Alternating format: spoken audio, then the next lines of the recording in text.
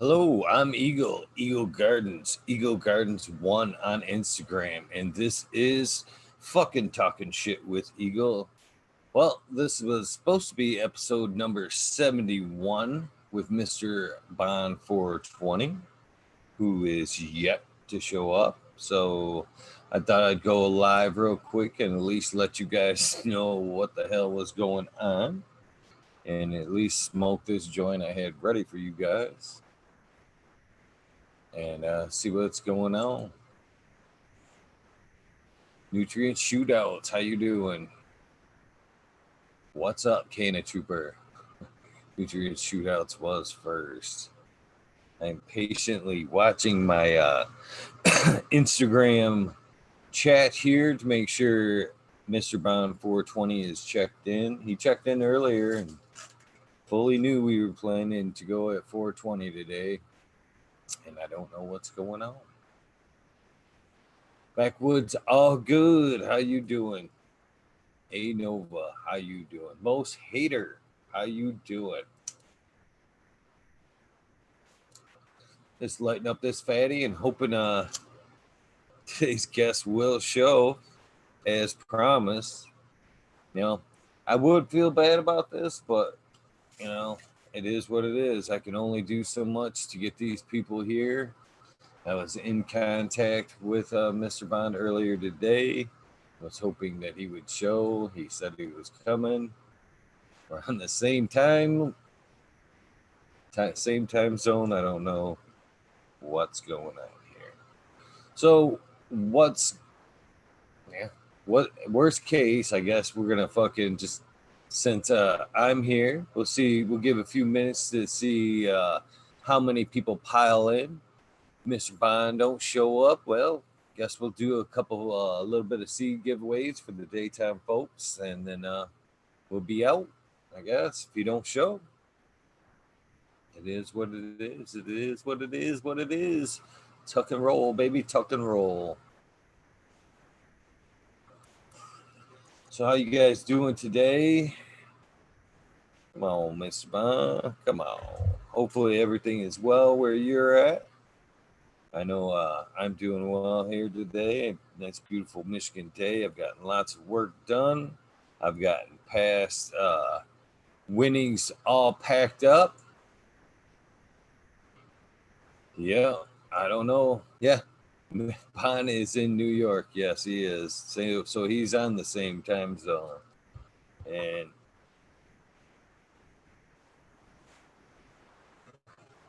as you can see right there, he says, "Lol, I'm down at 420." So, you know, I don't know. I don't know. Sorry, guys. Hopefully he shows up. I don't know.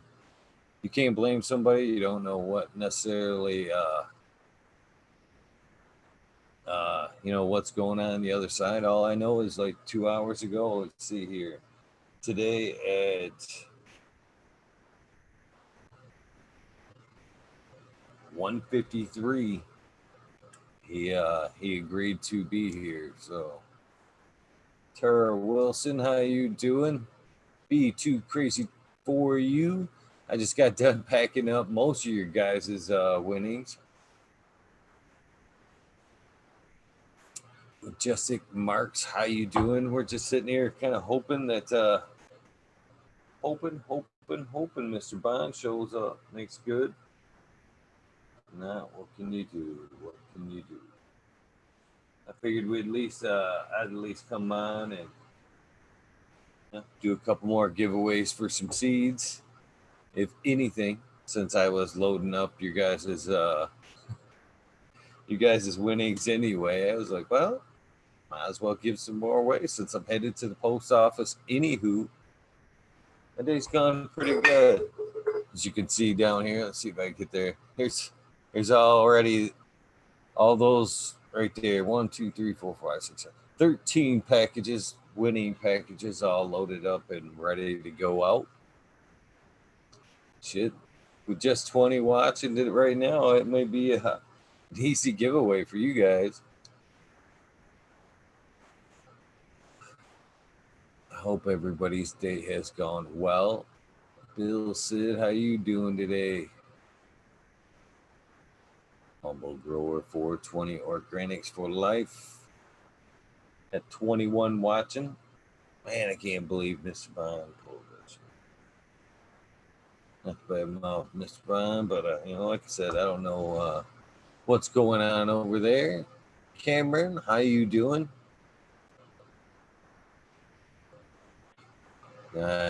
Just fun thing to do, Cameron. More Grower, how you doing?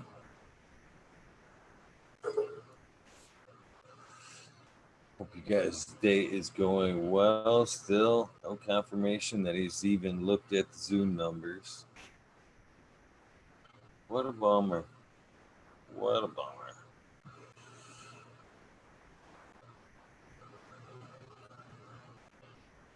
What a bummer. So, well, after this 2 strikes, I don't know if I'll reach out again to Mr. Brown. Although I do believe he would be an amazing guest, but, I don't know what to do. We got 30 watching right now. We'll give it 2 more minutes. We'll just go ahead and start flipping some beans. Bear 7, hello, how you doing today? Boom Farms, I'm glad you're able to pop in today. Bummed it wasn't to see some good hash fucking advice. Really bummed about that shit. I was looking forward to that myself. Soiled Roots, how you doing? Still waiting on Mr. Bond 420, hoping he'll check his Instagram and take me up on them numbers like he said he was gonna. Hot day, huh? That sucks. It's just about right here in Michigan. Just about the right temperatures. I guess things are getting a little crazy over there in Traverse City. Looking forward to the people that will be on tonight. Miss Nudie Grower, T-Dog, and Smiley Gardens will be on later today. JD's, how you doing? Big Jar of Gross. I didn't see him. So am I on top chat? God damn, I better hope I'm on live. For once, I'm on the right chat. Pop this chat out so I can make it a little bigger. Man, still no scene.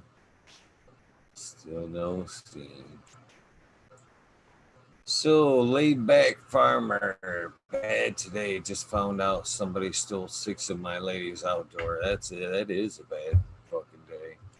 Sad in this time and this day and age that people, loans should be pretty well easily to get. Sad somebody has to put their hands on somebody else's shit. Tyler, how you doing?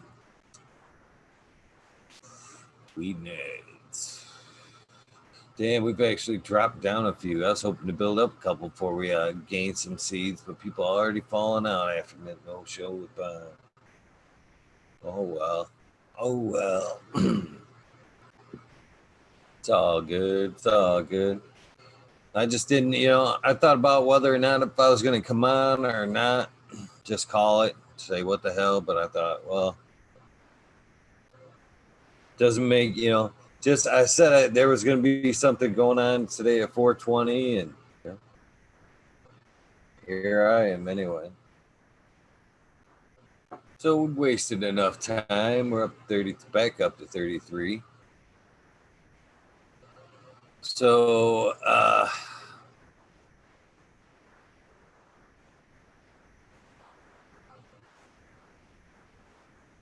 was at my father's funeral and came back to this. Oh, sorry to hear that, man. Very sorry to hear that. My condolences, laid back. Ugh, I don't like hearing that. There you go. There's the bright episode there, Kazoo Chavit episode. B Bear 7, well, congratulations. We're going to give out some seeds since we do not have a guest. You never know. He may pop in. Kind of have faith that, it could happen. So let's give away some beans. Fuck it. Drawing one.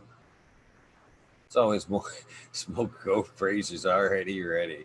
Got 32 watching. We'll do the average 1 to 150. 1 to 150. I think let's see here. Go ahead and pull out a number. I know which number I'm gonna pull out right off the bat. Let me get things going here. You guys know, well, most of you guys know how this goes. Some of you guys are daytime people. You get one opportunity to shout out your number. If there is a number that matches your number after you shout out, you are able for a second guess. Only if that number you've put out there has already been taken.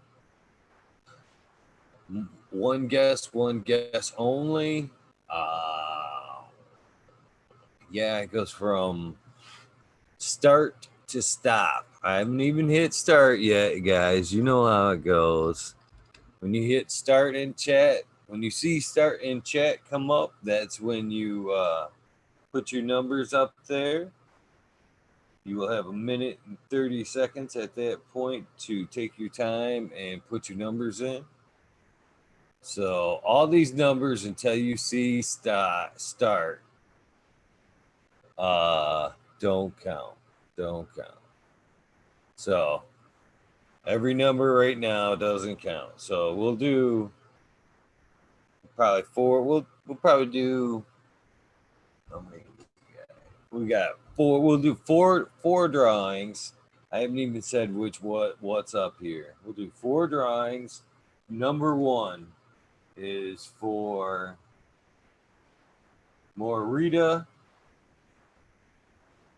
This is what you guys are going up for right here. For Morita and Fort Jefferson. Right here. This is what you guys will be getting. So let me put this joint down. I've got my start ready to go here. I agree, JDs. I agree. I got start. There you go. Boom. You guys got 1 minute and 30 to get your guesses up there. I do have my number written down on the pad here, so as soon as things are done, man, I gotta stop you. Gotta stop. Oh. Somebody hit it already. God, you guys are good. Cameron. Hold on, I'm gonna turn this camera off so you guys ain't gotta look at my nuts here right quick. Cameron hit that one right off the bat. We'll just keep fucking doing this. Hold on. Let me grab some stuff. Well, shut this camera off for a second. Cameron won that first one.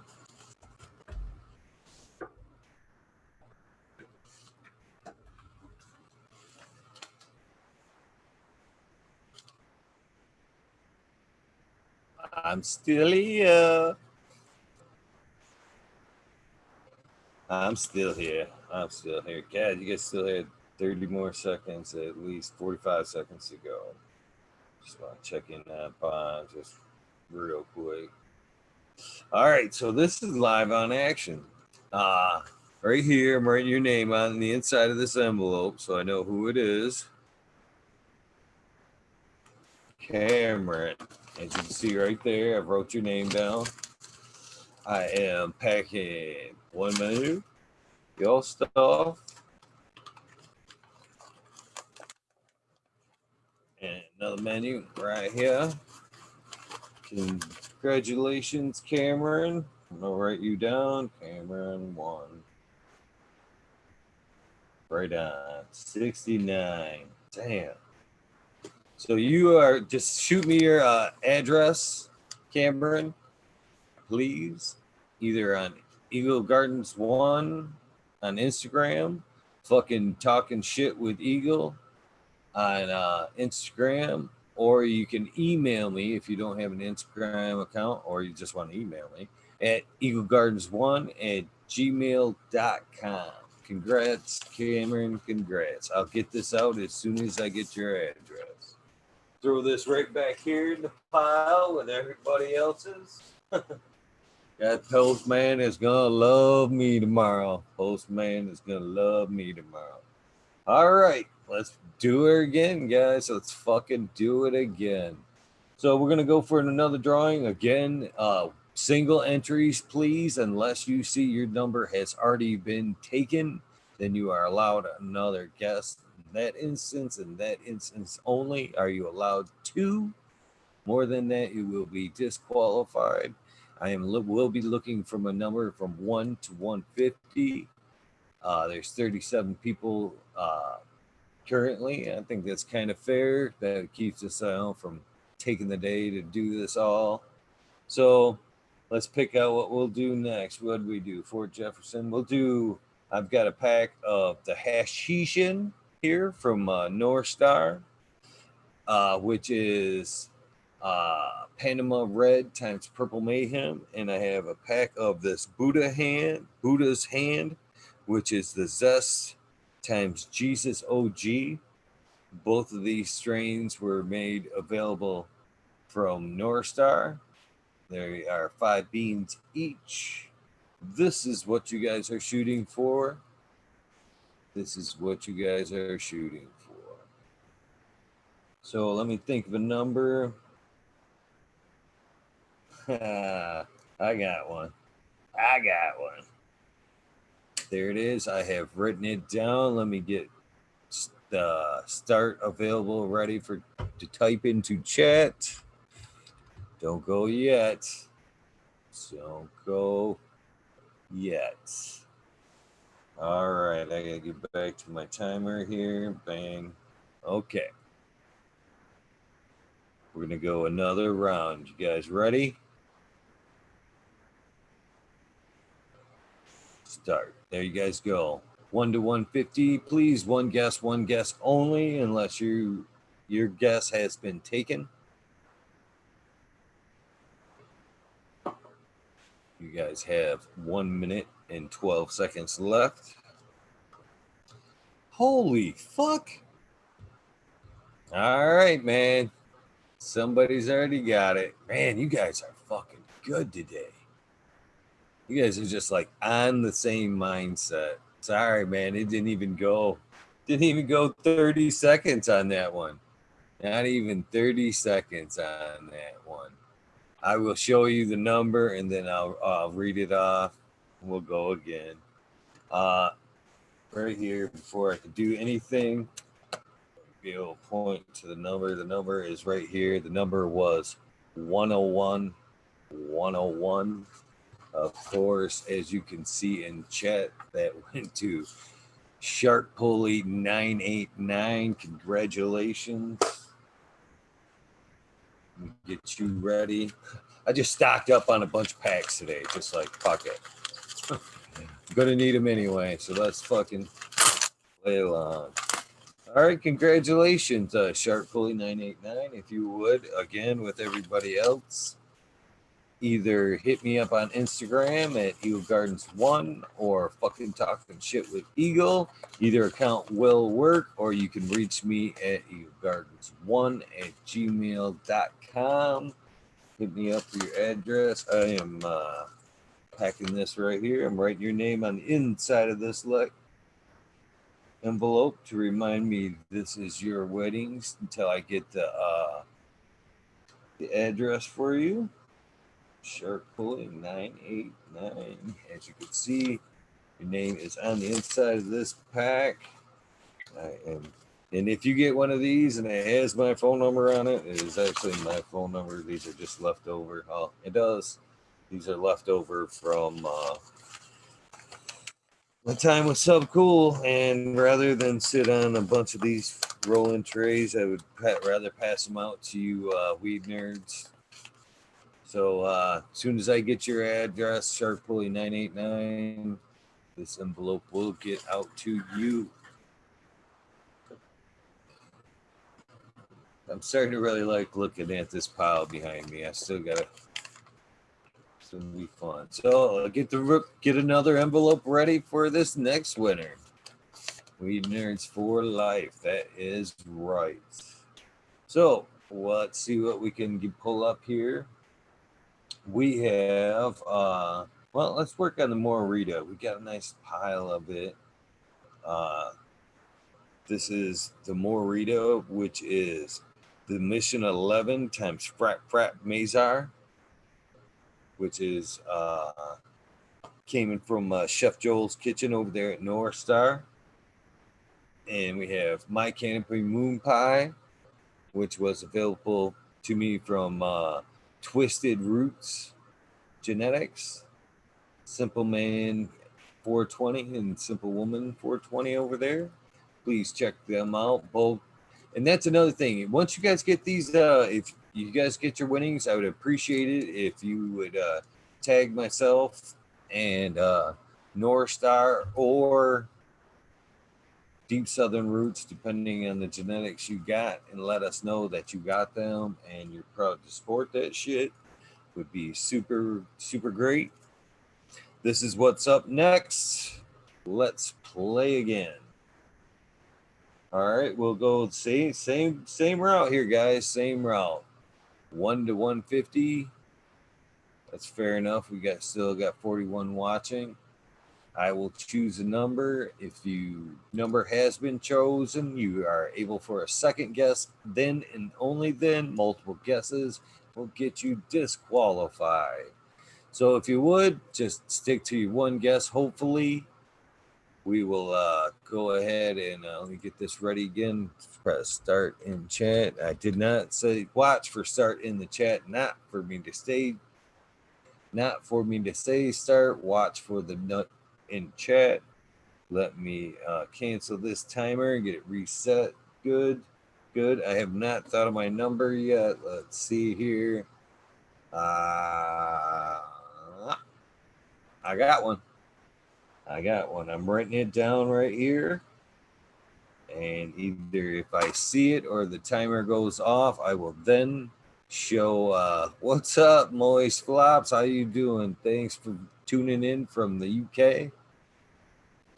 The American one. I look up to see you. Hell yeah, I did. How you doing today? Jill Carter, awesome. The Cannon Crack. How you doing? People popping in. For you late guys, gals, this is a beam contest. You are guessing for a number from 1 to 50. Please, one guess only, unless you've seen your guess pop up in chat. Then you are able for a second guess. Please. Yeah, that's all. Right now, if you're late joining us, you are up for a pack of Morita from North Star and a My Canopy Moon Pie, which is coming from Deep Southern Roots Genetics to your guys' hand in North Star. So I have wrote down my number. I am ready to hit start. I have my timer ready and my start button. Finger on the start button. Boom. There you go. You guys have 1 minute and 30 seconds to try to come up with the right number. What is up, Miss D's Nodes? So glad to always see you guys in the Dollar Tree Grower. How you doing?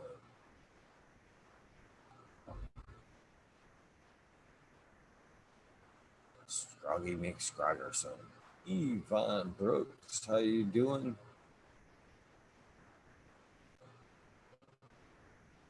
Ooh, I see one that's really close. So far, but I have not seen it yet. So close, guys. So close. So far, there's only one of you guys that's really close, but some that are very close.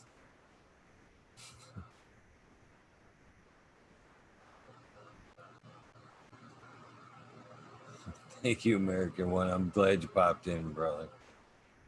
You guys still have 29 seconds. I have not seen that number dead on yet, but I have seen one that's close. So if you have not thrown in that number, please do so now.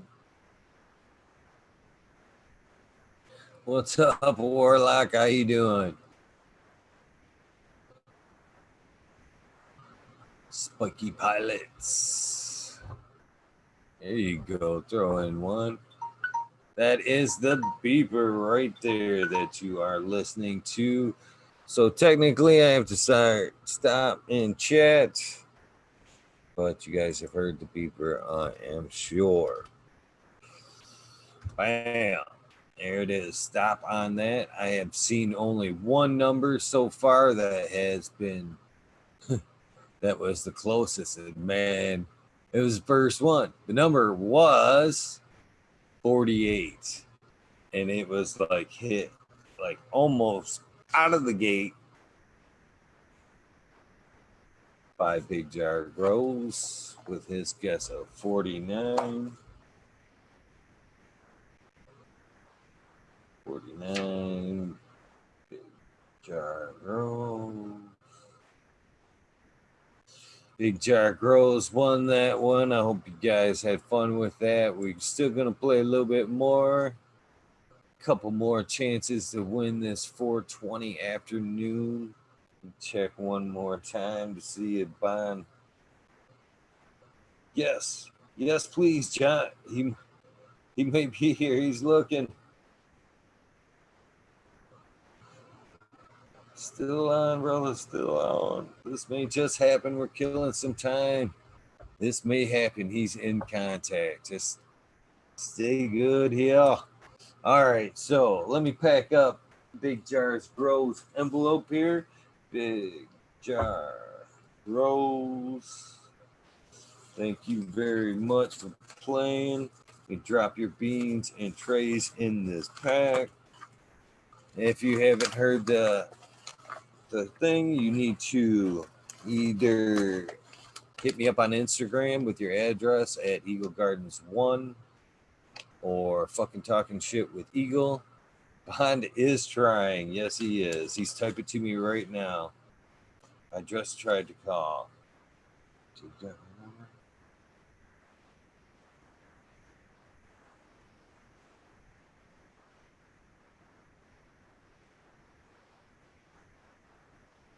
Let me see here if I got him the right numbers. And we'll get back to this. Holy cow. Invite.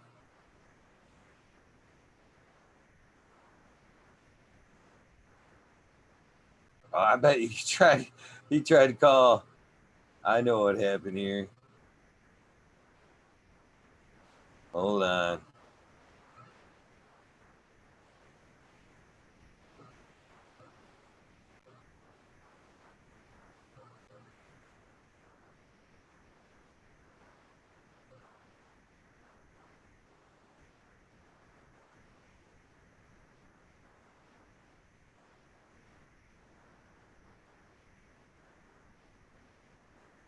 This will happen. This will happen. So let's see here. Big Jar Grows, you are all packed up and ready to go. DOA Grown Meds, how you doing?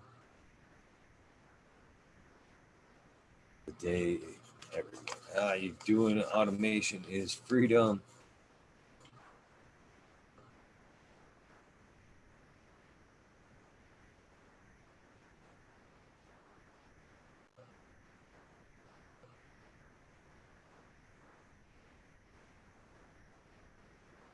Sorry for that dead air.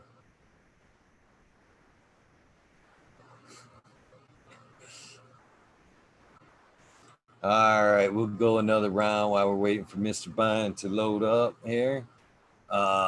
Again, another round for how many people we got in here? Holy cow, we better bump up some. We got 57 watching.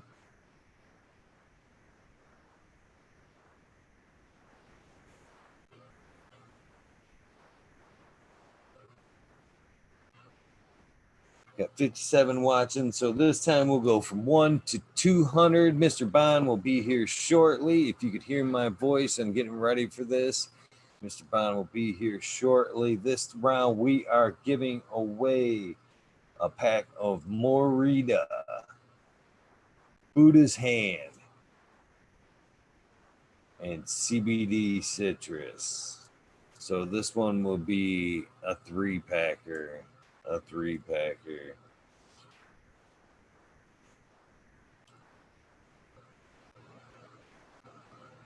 Yes, he is coming. Bond is coming.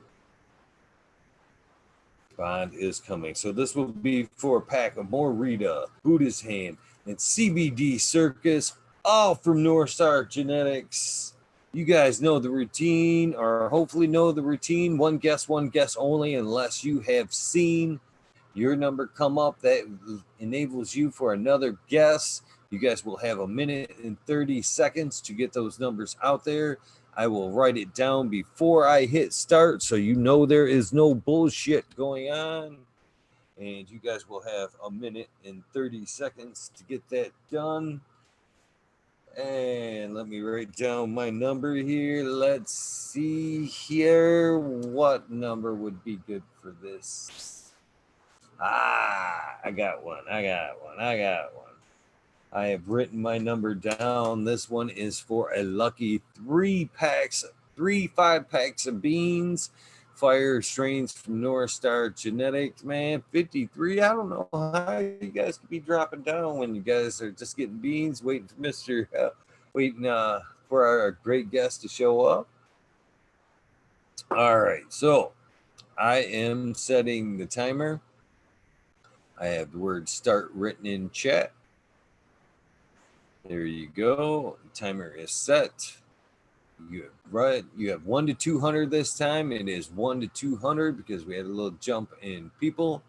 Closest one there to get it will get it, or the one that is dead on. I have seen a couple very close ones right now, but nothing quite yet. Good numbers though. Good numbers. You guys still have a minute and 5 seconds left. I have not seen that number dead on, but I have seen some close numbers. So close, guys. So close. That isn't it yet.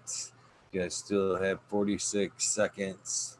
Yes, if you already guessed 69 once, please throw out another number. It has been taken. Thank you, Stephanie V, for pointing that out. Stephanie, I did pack you up a pack of CBD citrus that's laying over here waiting to be mailed out to you tomorrow. I still not have seen it yet. You guys have 23 seconds to go. No worries. Almost. If you have seen your number up there, you are able for a second guess. What up, Johnny Bell? We're playing for seeds. Johnny Bell, 1 to 200. Hurry up and get that guess in. 1 to 200. That is the bug. That is the beeper. Let me hit stop in chat. Everything but Johnny B has a guess here.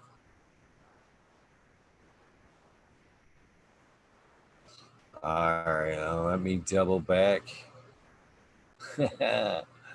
44. Why am I typing? This is for a pack of seeds. That was a good guess, but that wasn't it. Thanks for trying anyways, Johnny. I believe the number was, I'll show you before I go back so that you guys don't both think I'm bullshitting. The number was for 169. 169 was the number. I believe the closest guess that I did see was 168.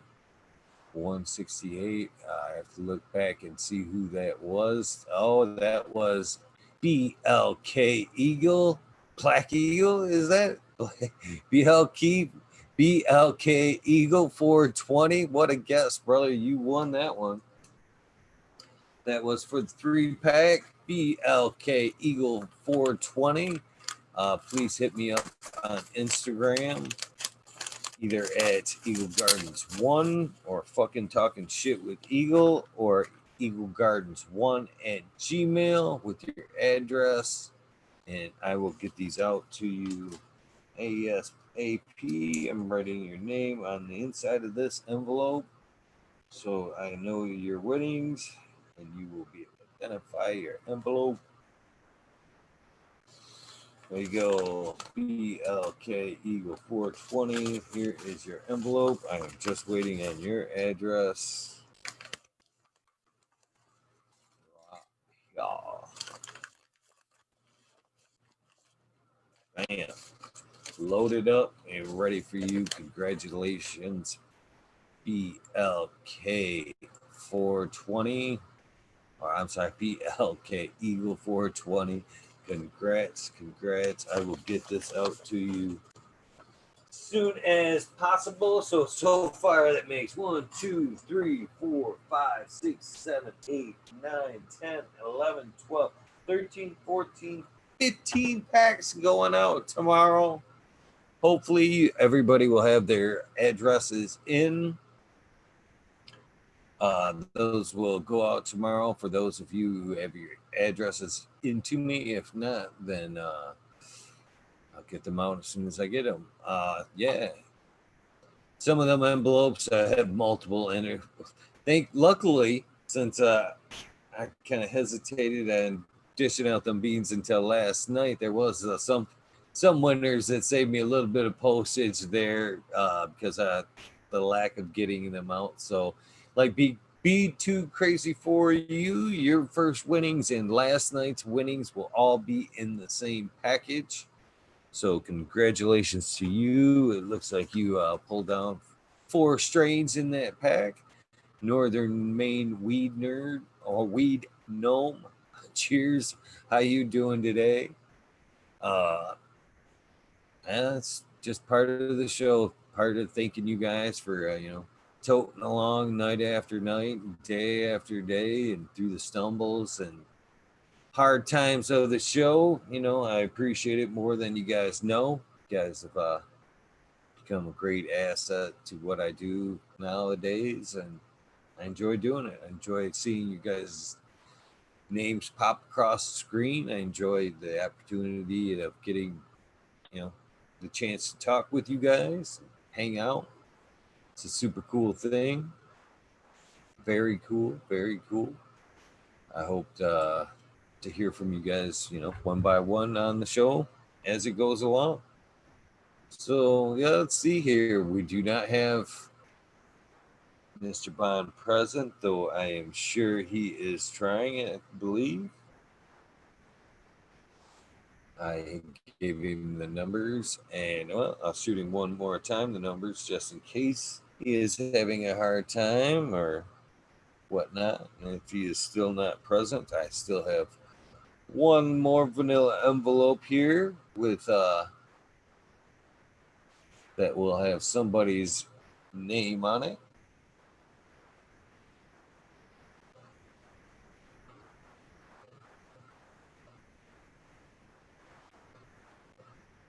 Double checking this as I go. Right.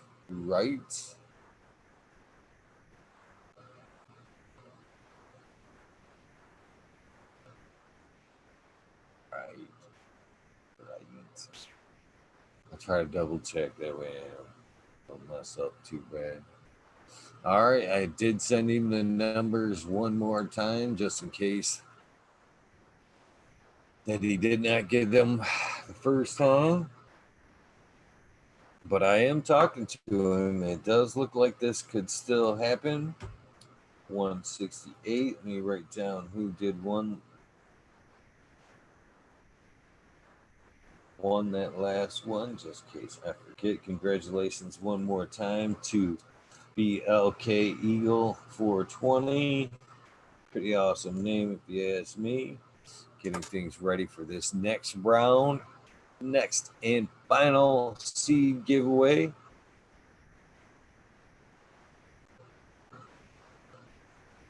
He is in communication. Yep, he is still coming. So one more round. This time we will go for another pack of more Rita because that's what I have. The more present, the more Rita, and just to keep things in the same breeder, we'll go with the Hashishin and the CBD citrus. So these are all North Star. This would be the Morita, the Hashishin, and CBD citrus. 46 watching while we're sitting here waiting patiently. So you guys know the rules by now. 1 to 200. We'll just keep it to 200. and you guys have one guess only, unless you look up and see your number has already been picked. And then you may take another guess in good faith. So we want everybody to have a fair start. And we'll get this up and running. We get this timer going here again. That is ready.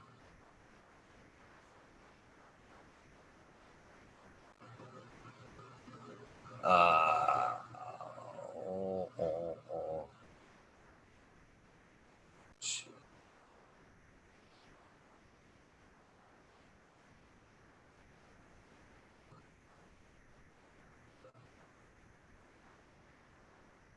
Hold on here.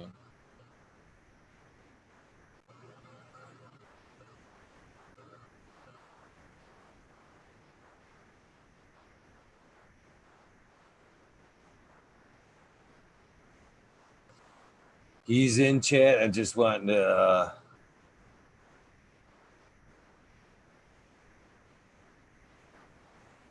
he's just got to take care of one thing here, and he'll be in chat. So we'll run this game. I'm going to go ahead and put the number in here. I wrote the number down. You guys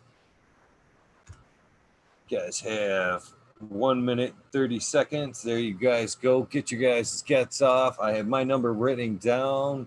Mrbond42 will be here in just a few seconds.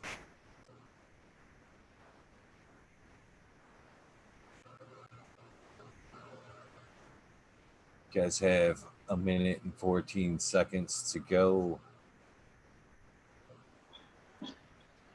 Can you hear me? I can, Mr. Bond. I can. How you doing today? Not bad. You? Nice to meet you. Nice to meet you too, sir. We're just giving away some beans here. We got 49 seconds. We guess we can call it right now because Stephanie V hit that number dead on. So you guys are let me hit stop. Just having a little fun with chat while we're hanging out, you know. Yeah, right on. Stephanie, sorry about the mishaps. It's been it's great. This stuff's crazy, man. Oh, no worries, man. I'm just stoked to have you. The number was 123. Stephanie V won that. I will get those out to you, Steph. Thank you guys for playing. Now, without further ado, the man that we're all been waiting here to see, Mr. Bond 420 is here. We have very much respect for you, good sir. You have been greatly requested since day one. Everybody wanted to talk some shit with Mr. Bond 420. I don't know if you can see chat, but if not, I will relay any questions that have come your way. But trust me, they will be throwing you much props. This has been greatly anticipated. We all have much respect for you and everything you're doing there, you know. And most of our eyes, especially as far as hash goes, a lot of us consider you to be a legend. So thank you so much for hanging out and taking some time to hang today.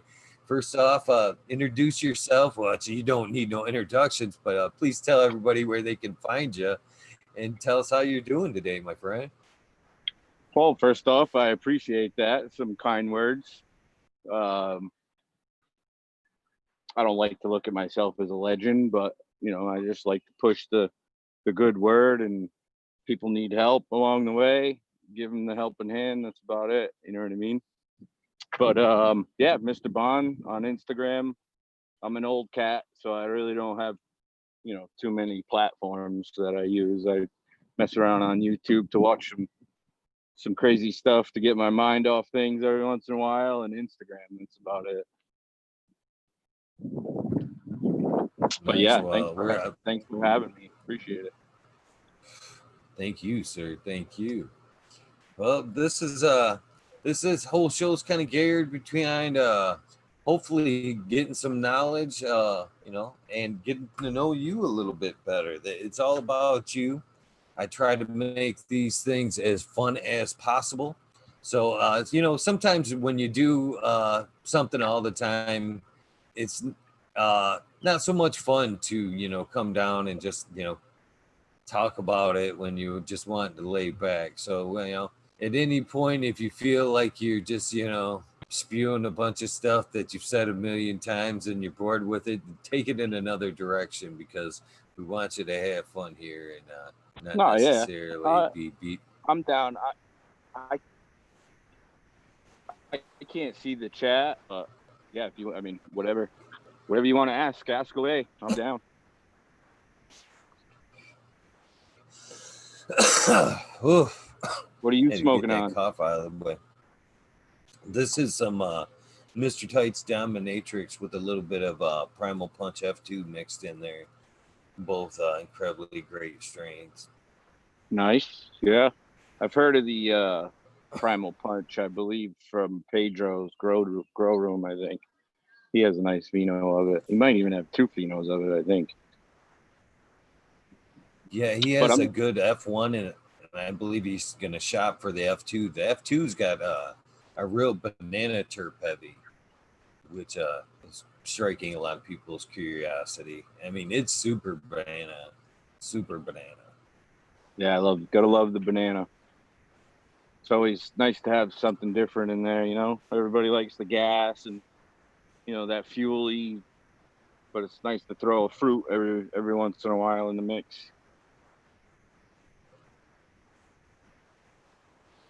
Well, usually we start this thing off with like basically when you got started. If you don't mind starting there, do you remember Oh your boy. first time when you hit that plant for the first time?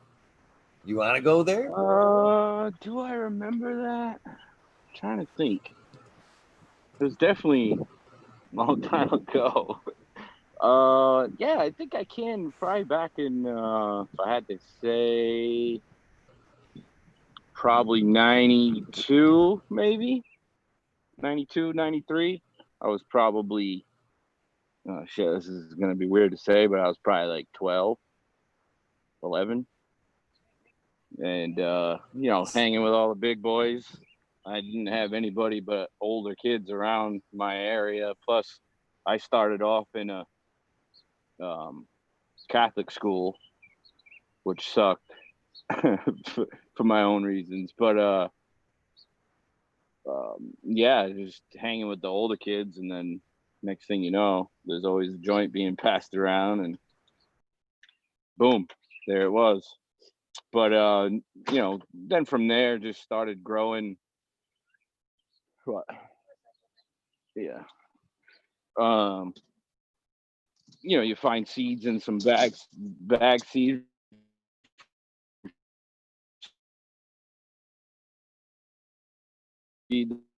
Found if you're lucky, and it just started from there. And I had always wondered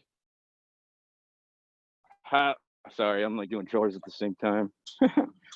um, I'd always wondered how they made, because you see hash around, you see the black hash, the creamy colored stuff, and we always got our hands on it, and smoking on a pin under a cup, that whole deal, smoking in some bowls in a joint or whatever. And I was always intrigued with how they did make it.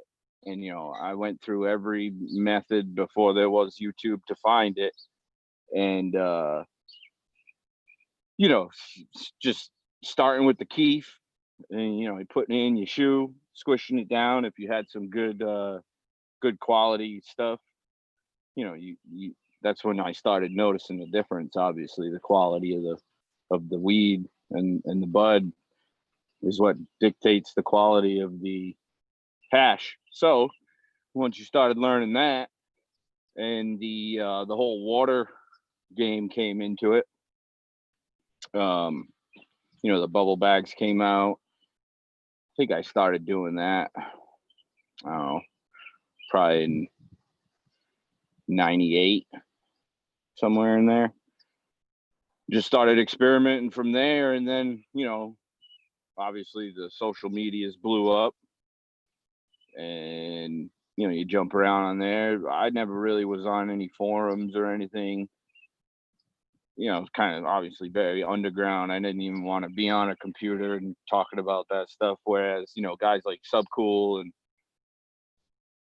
shit, I don't even. I know there's a couple few names that I just can't think of off the top of my head, but never was in that scene. But I was always, growing or trying to make cash. So once that came about, get on the internet, and Matt Rise was, dropping hints here and there of how he was doing things, and pretty much it just came down to the quality. Once I started finding really nice phenos, and I got the Space Bomb, which I'm smoking right now. I got those seeds from, actually, they were given to Cali grown, or Cali Cannabis Culture, whatever his name. I know his real name, but I'm not gonna say it. He'd get real mad at me. Sub gave those Space Bomb seeds to Cali. This is 6 maybe. So yeah, Cali gave them to the Mendo Dope Boys for a raffle at High Times. And I ended up somehow winning the raffle. Got the seeds, brought them home, popped them, and that was the end of it. And I already had an idea, because I was, I've been watching The Weed Nerd pretty definitely from the first episode. So with that said, I knew those genetics were going to be fire, and for me to start making fire hash and full melt, none of this, chari whatever that we used to smoke back in the day. But hey, to each their own. Some guys still like it. I still love it. It's my roots, you know what I mean? So but yeah, it's all boiled down to the good genetics and quality resin. Yeah, I can't count how many times I've seen people try and bring me some old trim that's been sitting in the freezer or in their cupboard for months, and it just smells like old yucky trim. I'm like, you're not gonna get what you're used to seeing from me out of this. And they're like, why not? And then I gotta, like you said, repeat everything that I've said a million times, but that's all part of learning. So like I say all the time, it basically boils down to the genetics, and having the right kind of heads, because some heads don't make good hash, some heads make okay hash, and some heads make obviously the best hash we've seen so far in our lifetimes, I would say.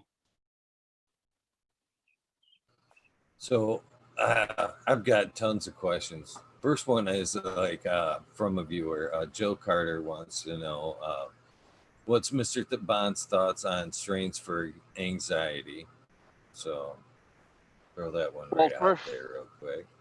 First, I'd have to say everybody's bioassay is different. So for something that's good for anxiety for me is probably not going to be good for anxiety for you. But again, I'm not a doctor. If I had to, steer you in the right direction, would be solely indica dominant, not any hybrid. That couch blocky type of deal where it's not going to keep your mind racing and your blood pressure up. You're just going to want to sit in the couch and eat, and your brain kind of shuts down for a little while. So, Gorilla Glue, any of those really indica dominant strains that are, or cultivars, I should say. I've been trying to stop saying that word strains, because in retrospect, it is kind of correct, but when you say cultivar, it just sounds, number one, it sounds more professional, and number two, it kind of is what it is. That's, they're cultivars. But so yeah, the indica dominant, indica dominant cars, and stay away from those really hazy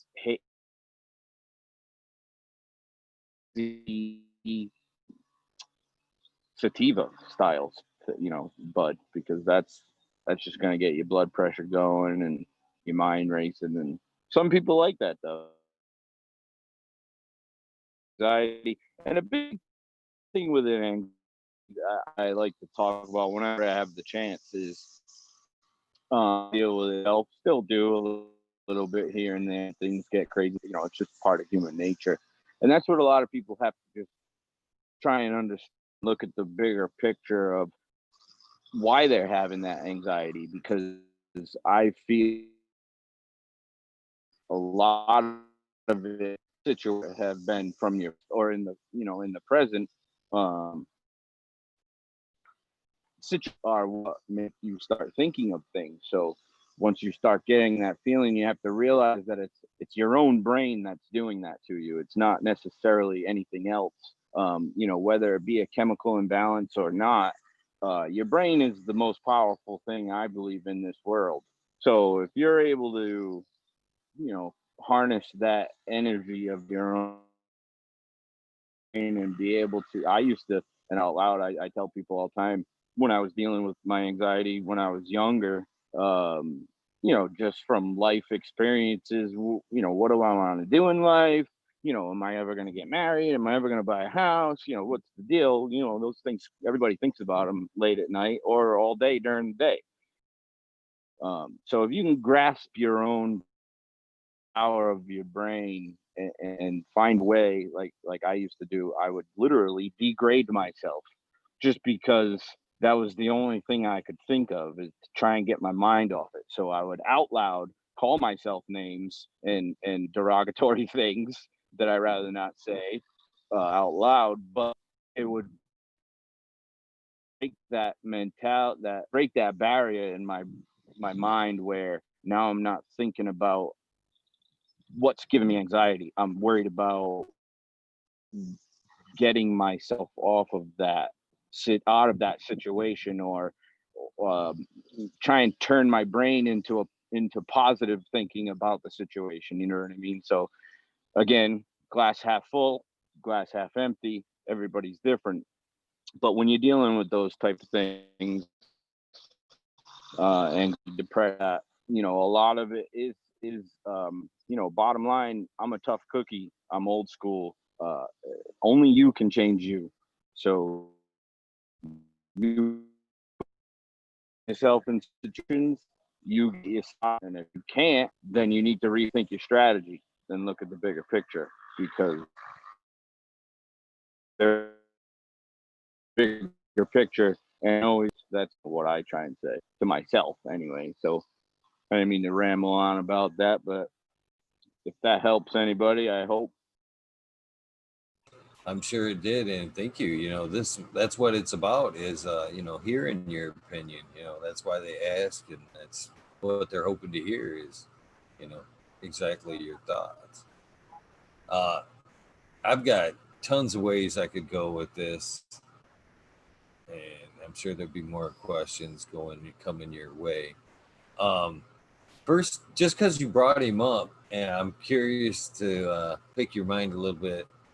Uh, how in your group, in your hash career, it's been an amazing ride. I'm sure, getting to meet Matt Rise and a ton of people. Frenchie, for one, I know, I'm pretty almost 100% positive you've spent some time with Frenchie.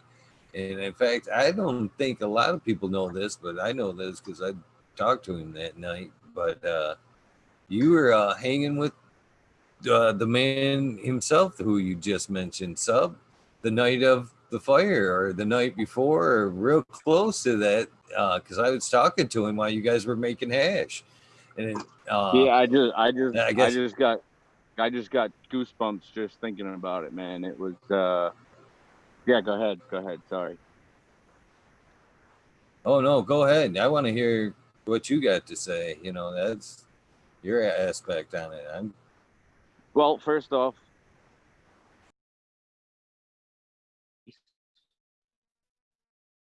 uh, yeah, he was a good dude. Um, some people he was tough, I'll say that.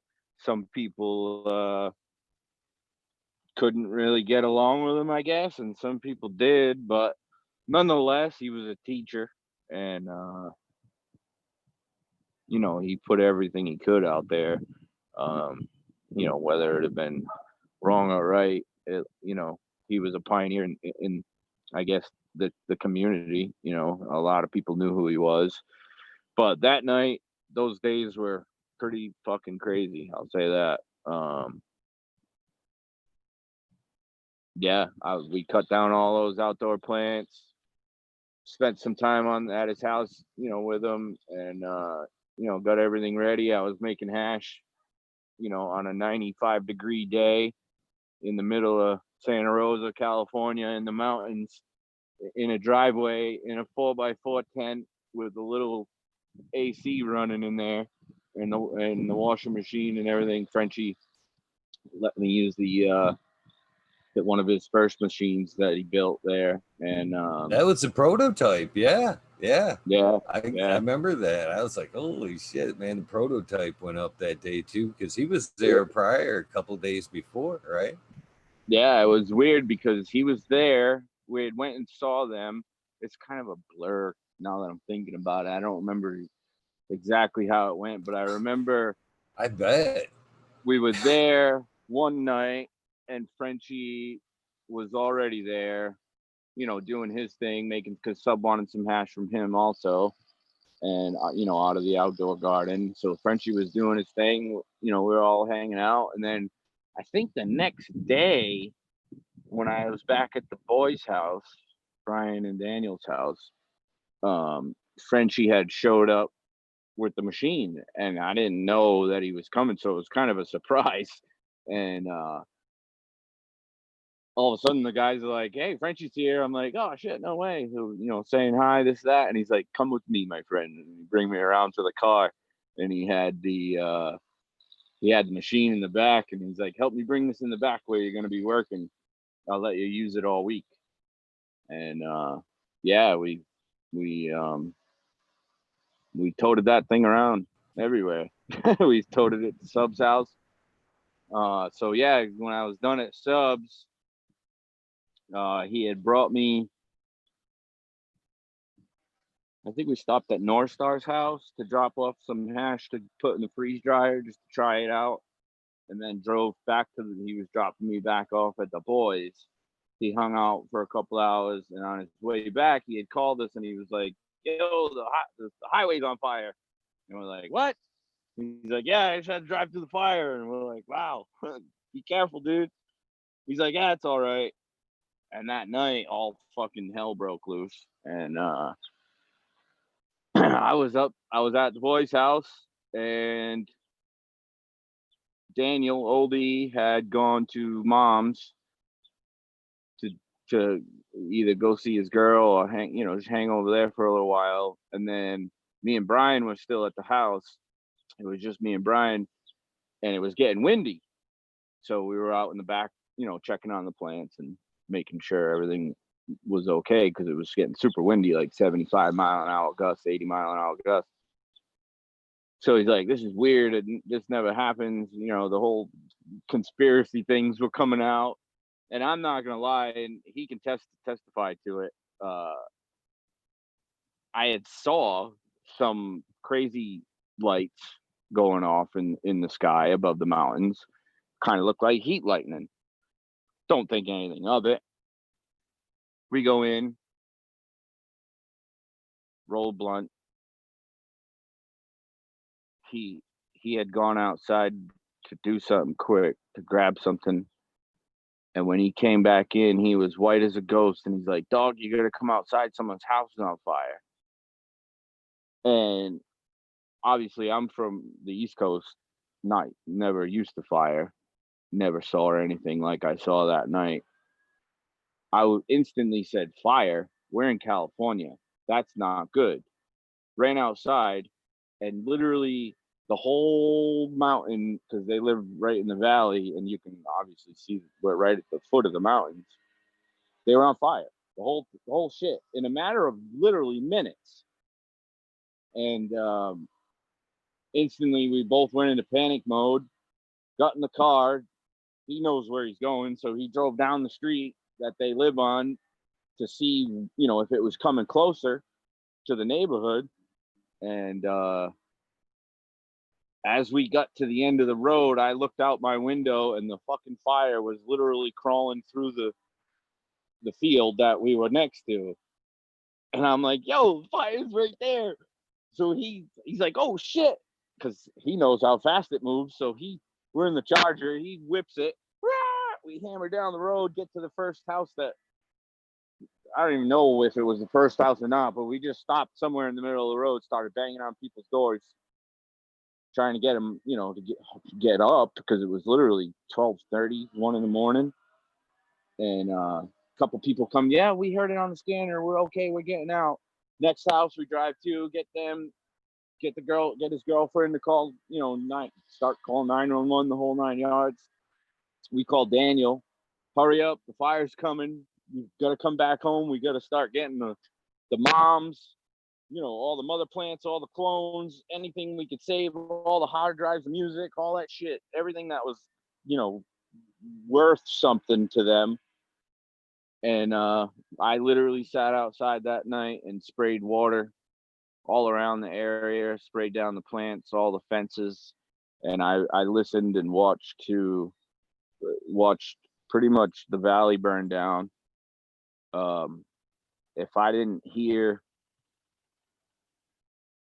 I don't know, 2,000 booms of propane tanks blowing up, which when you think about that, that's someone's house now. I didn't hear one. So it was the most crazy night and the most crazy couple days that I've ever experienced in my life. And I'll tell you what, I don't wish that on anybody.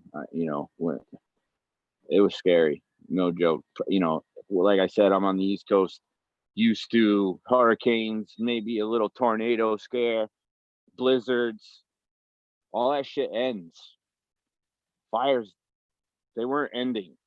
They just kept going and coming closer and coming closer. And we ran through, you know, on our own choice to save some things. We had to run through spots where the fire was 50 feet away, not even, smoky. It was not fun, but you know, what doesn't kill us makes us stronger. So I watched that community and the cannabis community come really close together. You know, kind of off topic, is kind of what we need right now. And in these times right now, it's like, you know, your heart goes out to these people that deal with this on a daily basis. And, you know, it's like, it's just sad. It really is that, you know, that everybody thinks they have the answer, and it's like, is it the answer? You know, yeah, this is history repeating itself again. And it is, it's ridiculous. I say the only way is for, you know, and this will never happen, which kind of sucks to even say that, but we are all one. We're all human on this planet, this rock that's spinning in who knows what, whether it be flat or round or square, I don't care. We're all one human race. And yeah, that's just how I feel about it. So, you know, obviously you're gonna have good and bad out there, but you know, the good, it's just, you know, I'm starting to think about it now. It's just not enough for people to not not like, it's good enough. It's not good enough for people to just not be racist. We have to all be anti-racist and extinguish this shit, so everybody has the liberty and freedoms that we have, you know, in this country. And that's, you know, it's the only conclusion I could come to. But like I said, off subject, it's kind of hard not ever to get on this subject, you know, especially with what's going on. So we can get off of it and go back to the weed thing, but Oh no, that needed to be said, and it couldn't have been any more spot on. I agree. Couldn't be any more spot on what you just said. We do need it, and it's a troubling time, and we don't try to pull some positivity. This negative shit that's going to go on is really going to take humanity south in a hurry. So I agree. yeah, it's a bad, evil is got a real grip on society, and oh shit, lost my phone low. I'm gonna go get my charger while my dogs bark. So sorry for the interruption. No worries. But yeah, it's terrible that such what should have been just a epic moment in your life anyway, and just be sealed in your memory like that, have to be just burned in your memory by such a tragedy as well, sealed with a tragedy. yeah, it did. What a tough It time, sucked. man. It sucks, but like I said, I'm a glass half full guy, so you always try and push for the positive out of it, and we just it sucks. We get the call the next day, and his house is gone. I was just there, supposed to stay the night. I was gonna stay the night, but I had some things to do at the boys' house too, so things could have went a lot different. Choke saved his life, as far as I know. He didn't want to leave, and the dog was like, "Listen, dude, we gotta go." So that was kind of weird, but I'm glad Toke is where he is now. At least he's back with somebody he's used to, and that whole thing sucks, obviously, also. But some people it just doesn't work, and I've been married for over 10 years with my wife for 16, I think, now going on. So I know how it is, and I see it. So it was what it was. Jill's a great person. Like everybody, I'm sure she's got her flaws and she admits to them, but like I said, not everybody can be together, and there were some tough times there. And yeah, I mean, the whole ride, like you said, has been pretty crazy, as far as like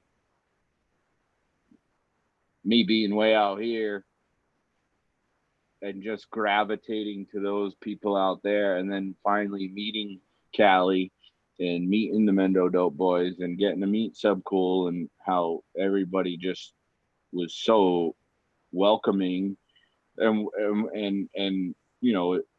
it definitely seems weird because total outsiders, you know what I mean? We just came up out of nowhere at a high times, and next thing you know, we're all best friends.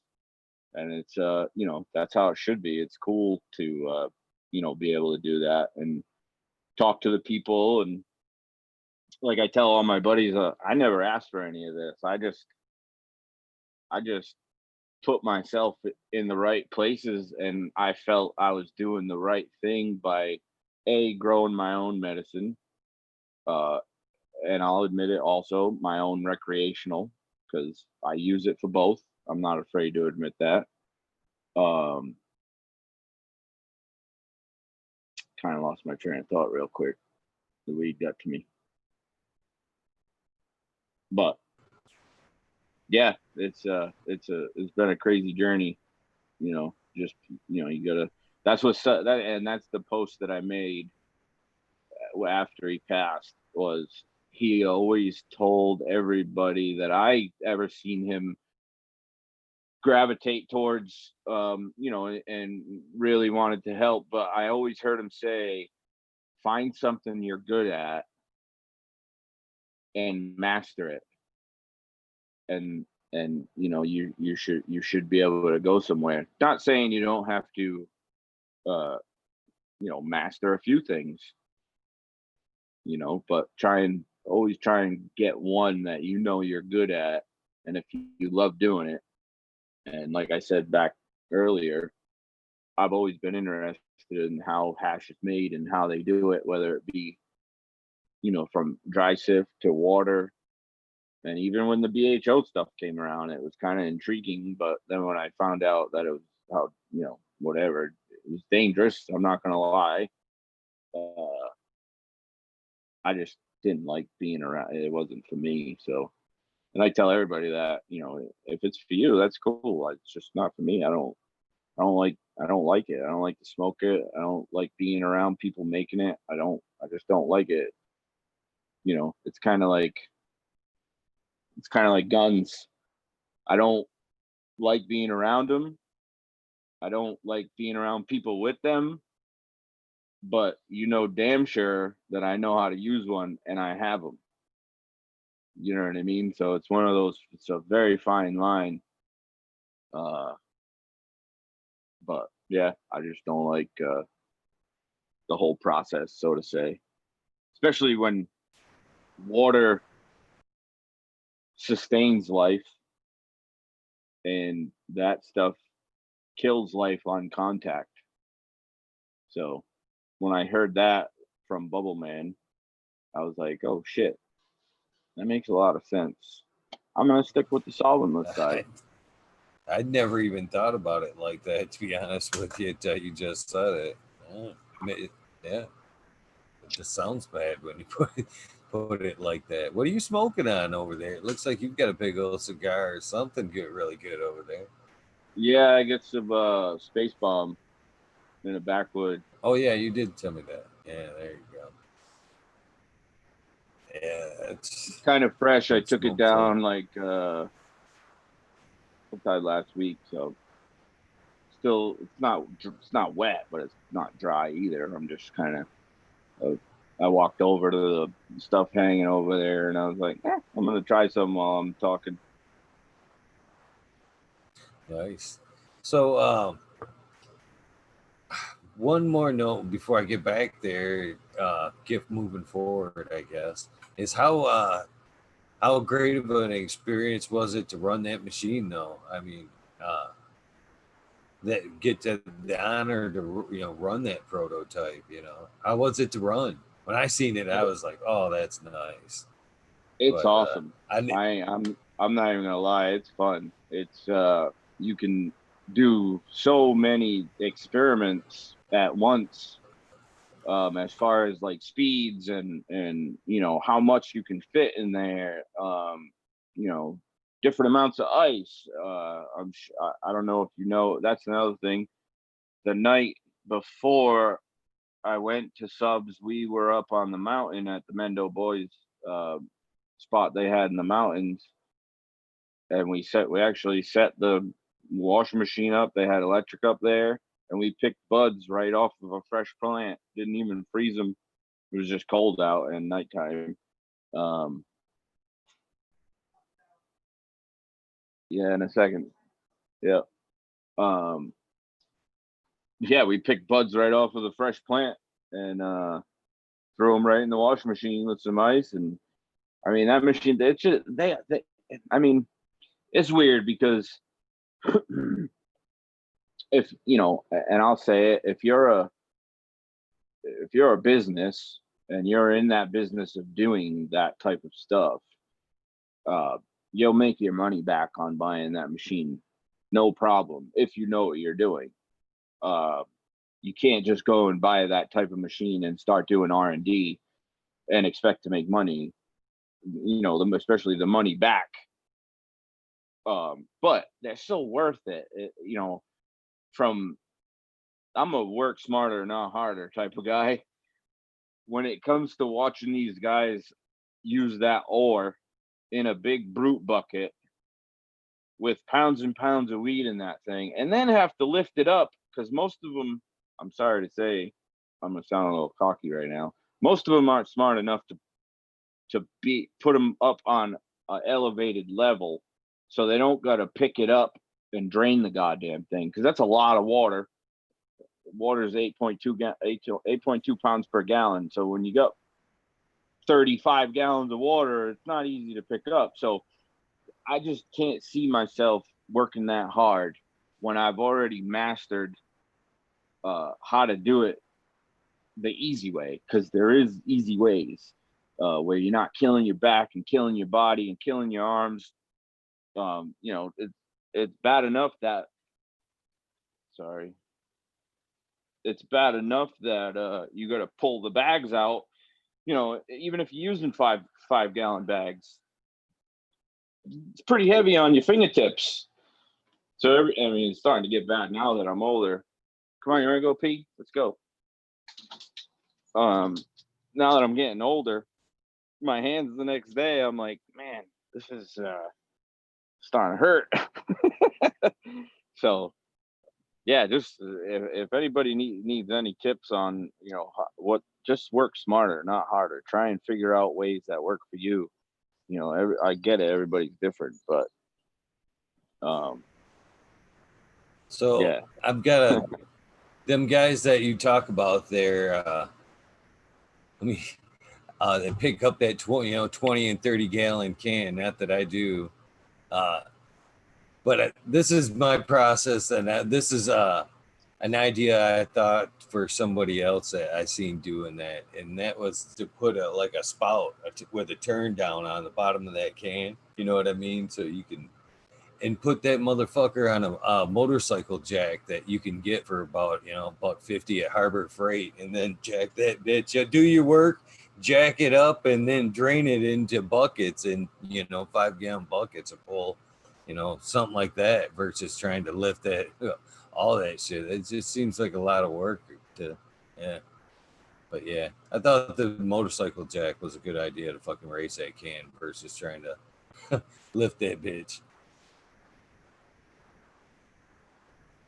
Trying to get the dogs how long out there, did pain in the neck. Sorry.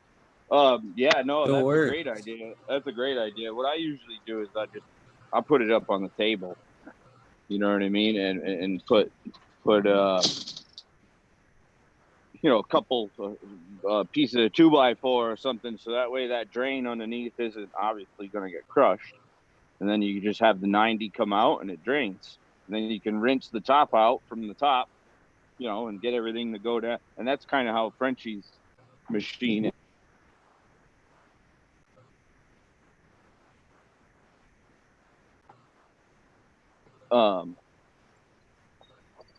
Frenchie's machine's got the hole and it's kind of tilted, towards the exit of the drain, and you just spray everything down and it goes right in that little hole, and it's nice and easy. Trying to pick that stuff up, it don't make any sense. Man, I can't believe that. I'm like, on some of these questions, I'm even being put in here. He says, how long do you and Mr. Bond, so I cut me right out of this. How long do you, Mr. Bond, hydrate your fresh frozen before running? Because you're the master here. I can't even throw my opinions in that shit. Hold on one second. Yeah, it all depends, really. You kind of got to know the material. I try and give it at least a good 5-10 minutes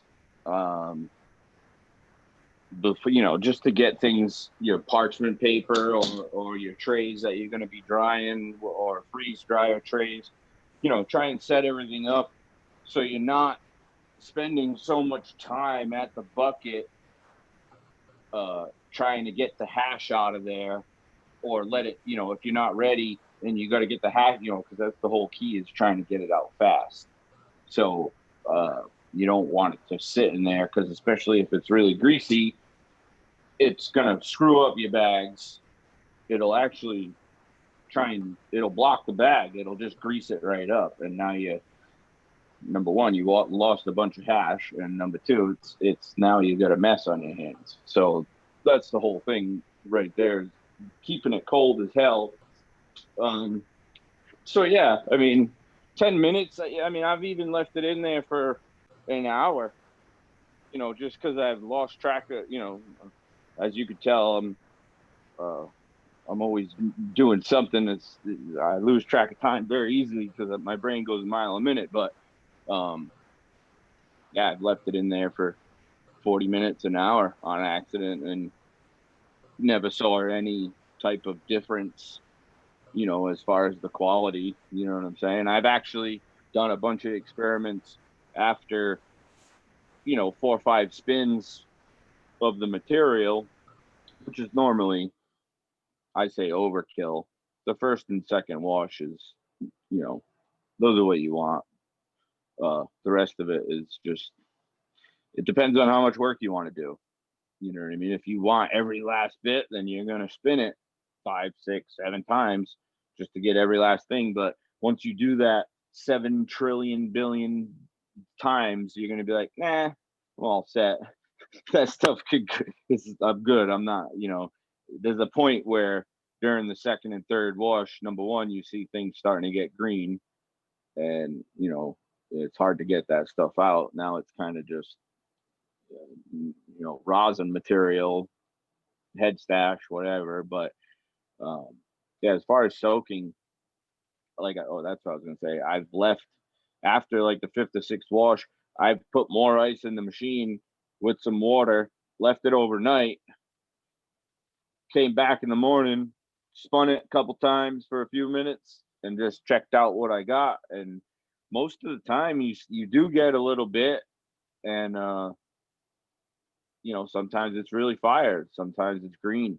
It's crazy how different cultivars are different, and all resin on any plant is different. So it's really learning the material and actually getting the feel of the resin before you even try and wash it. You know what I mean? There's a good question right there. What's your approach of getting the feel for the resin before you wash? So I tell everybody normally how I do it. I'm sure everybody that's listening, when you touch fresh growing, almost mature nugs, I try to tend not to go to the very tops of the buds just because I'm anal, super anal. Like, don't touch my buds. If you want to touch and check it out or get a smell, go underneath. You know what I mean? Don't be gripping your little fucking dirt dick beaters on my weed. You know what I mean? Like, I get super mad about it. Even when I see it on Instagram, I'm like, stop molesting the buds, goddamn it. But anyways, sometimes when you touch it, you can see the terpenes. You can actually, and on your finger, it becomes slippery, like a slip and slide. Like, there's no sticky until after you really start rubbing and getting some heat going. Then it'll start, really starting to get sticky. But if you see that really slimy, slippery, um, I don't even know how to describe it, just terpy goodness on your finger, that means that the heads have broken very easily, number one, just from the touch of your finger. And number two, if you try and throw those in a washing machine with ice, even if they are cold, they tend to break. And now you just have oil in water, and you can actually see it. The oil floats on top of the water, and you get no hash because they all broke. Then there's the sandy side. Obviously, you touch something and you can actually see and feel they roll around like little gritty sand part pieces. And then if you really push, they get sticky and nice like glue. And you're like, oh wow, that's nice. So I tend to always steer towards the sandy, or then yeah, so the sandy is the best, is what I'm trying to say. But then there's that other level where there's like kind of sandy, but then there's ones that are just super sticky. Like, you touch the bud, and it, I could do it with the space bomb right now. Well, you know what I mean? It sticks on my finger pretty well. So Them the ones that grease the bag, right? right, that's the ones that'll just ruin shit. So you have to be on top of your game, or else it's not fun at all. I've had it happen to me many times, and that's obviously what defines a man or a woman: how fast you can get yourself out of that situation and rectify it. So once it's all seat time. It's all it is seat time. Once you got to do it to feel it and know it. I can tell everybody these things and they'll go, oh yeah, I kind of get it. But then when they get in the situation, they're like, oh shit, that's what he was, you know what I mean? So that's when the door opens up and the light comes on. I do know what you mean, and I'm hoping you give some advice on that shit, because I've been there. You pulled that bag, that fucking bag's greased out, it's barely draining through. You gotta manipulate it, but in the same aspect, you gotta keep the times ticking on them bags draining, and you have to do something with that bag. And what best thing I've ever came up with is to, once I've got whatever I can get off that pull, because I know I ain't got time to wash that bag out.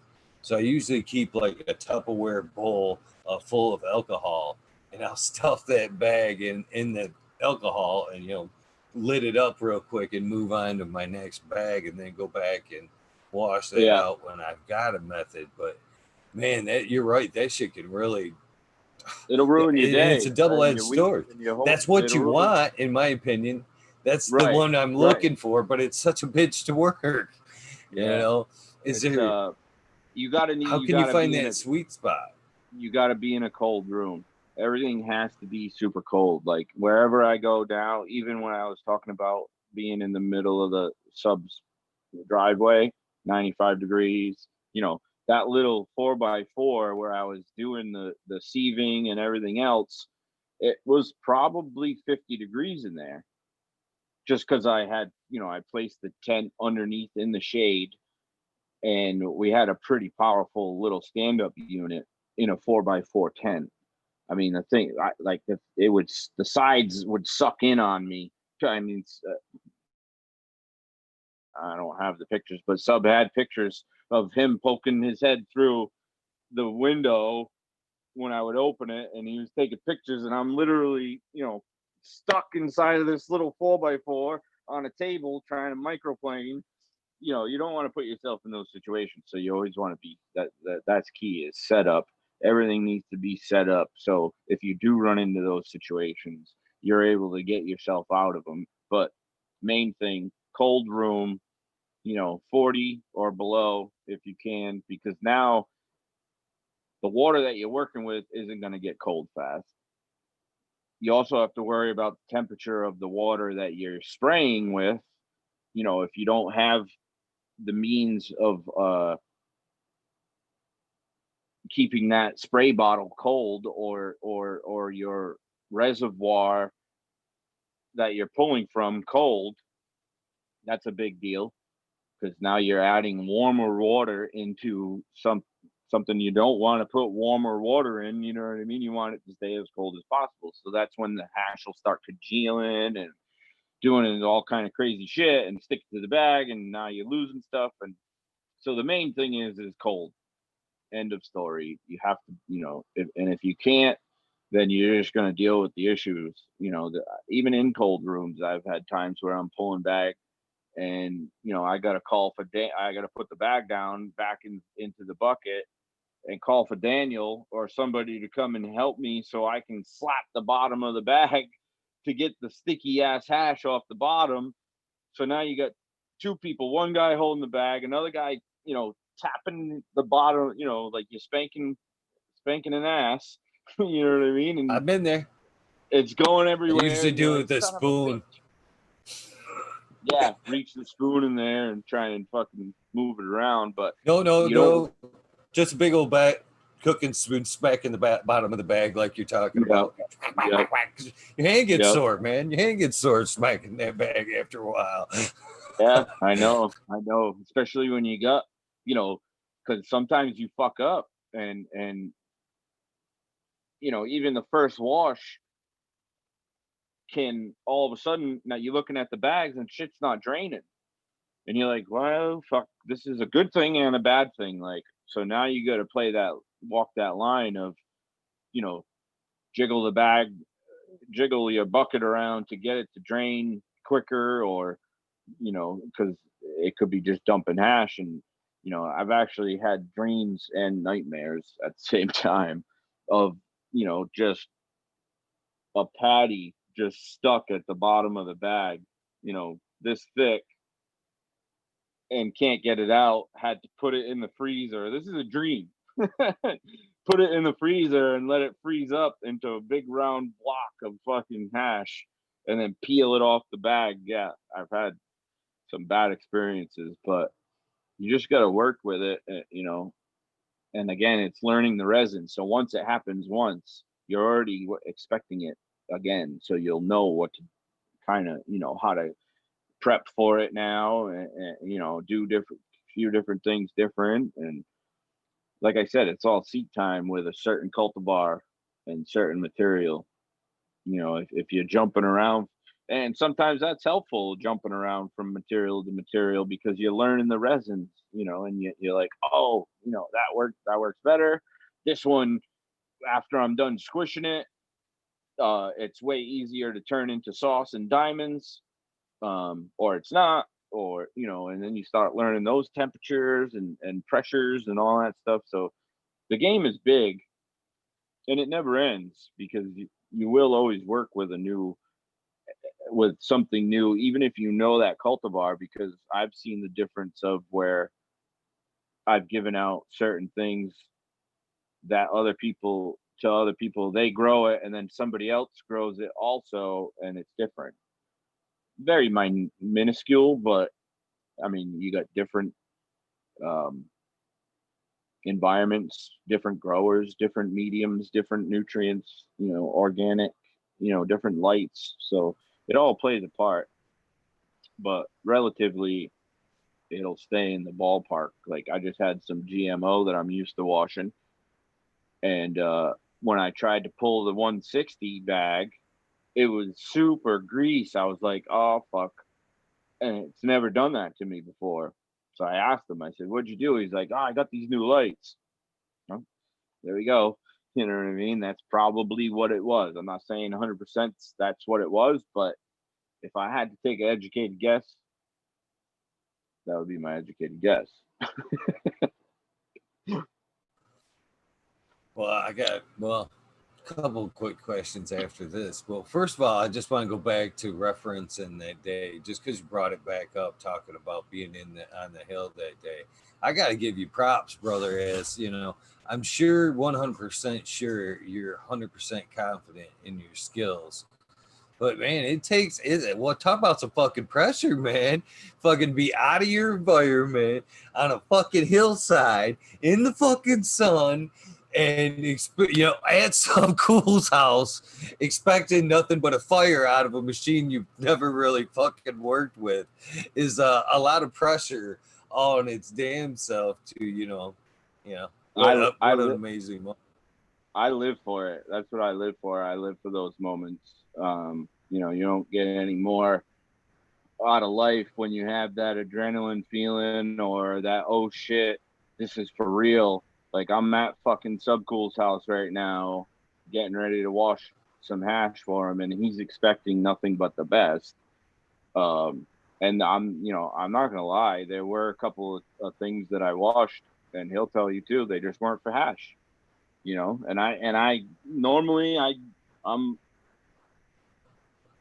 if I had to guess, I'm 99.8% right. There's been a few times with some purple cultivars that I've been wrong. I always say I stay away from purple.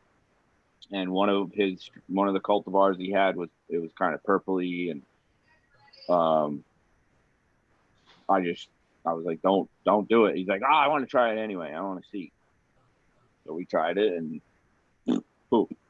So yeah, I mean, it was like I said, it's cool. It was cool. Like I live for those moments.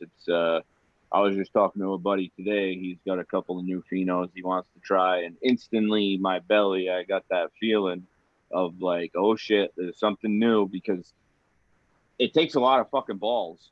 And I've said this from the get go, to just take one plant, the whole plant that you've been taking time for 3 plus months to grow and nurture and be the best it can be, to cut it down and put it in a bunch of water and ice. You know what I mean? It takes a lot of balls. So every time I do it, it's that feeling is like, it's exhilarating. Like, but again, my experience and just my confidence, like you said, I had no problems. Like like even Frenchie said it. He's like, yeah, this is when we were up on the hill.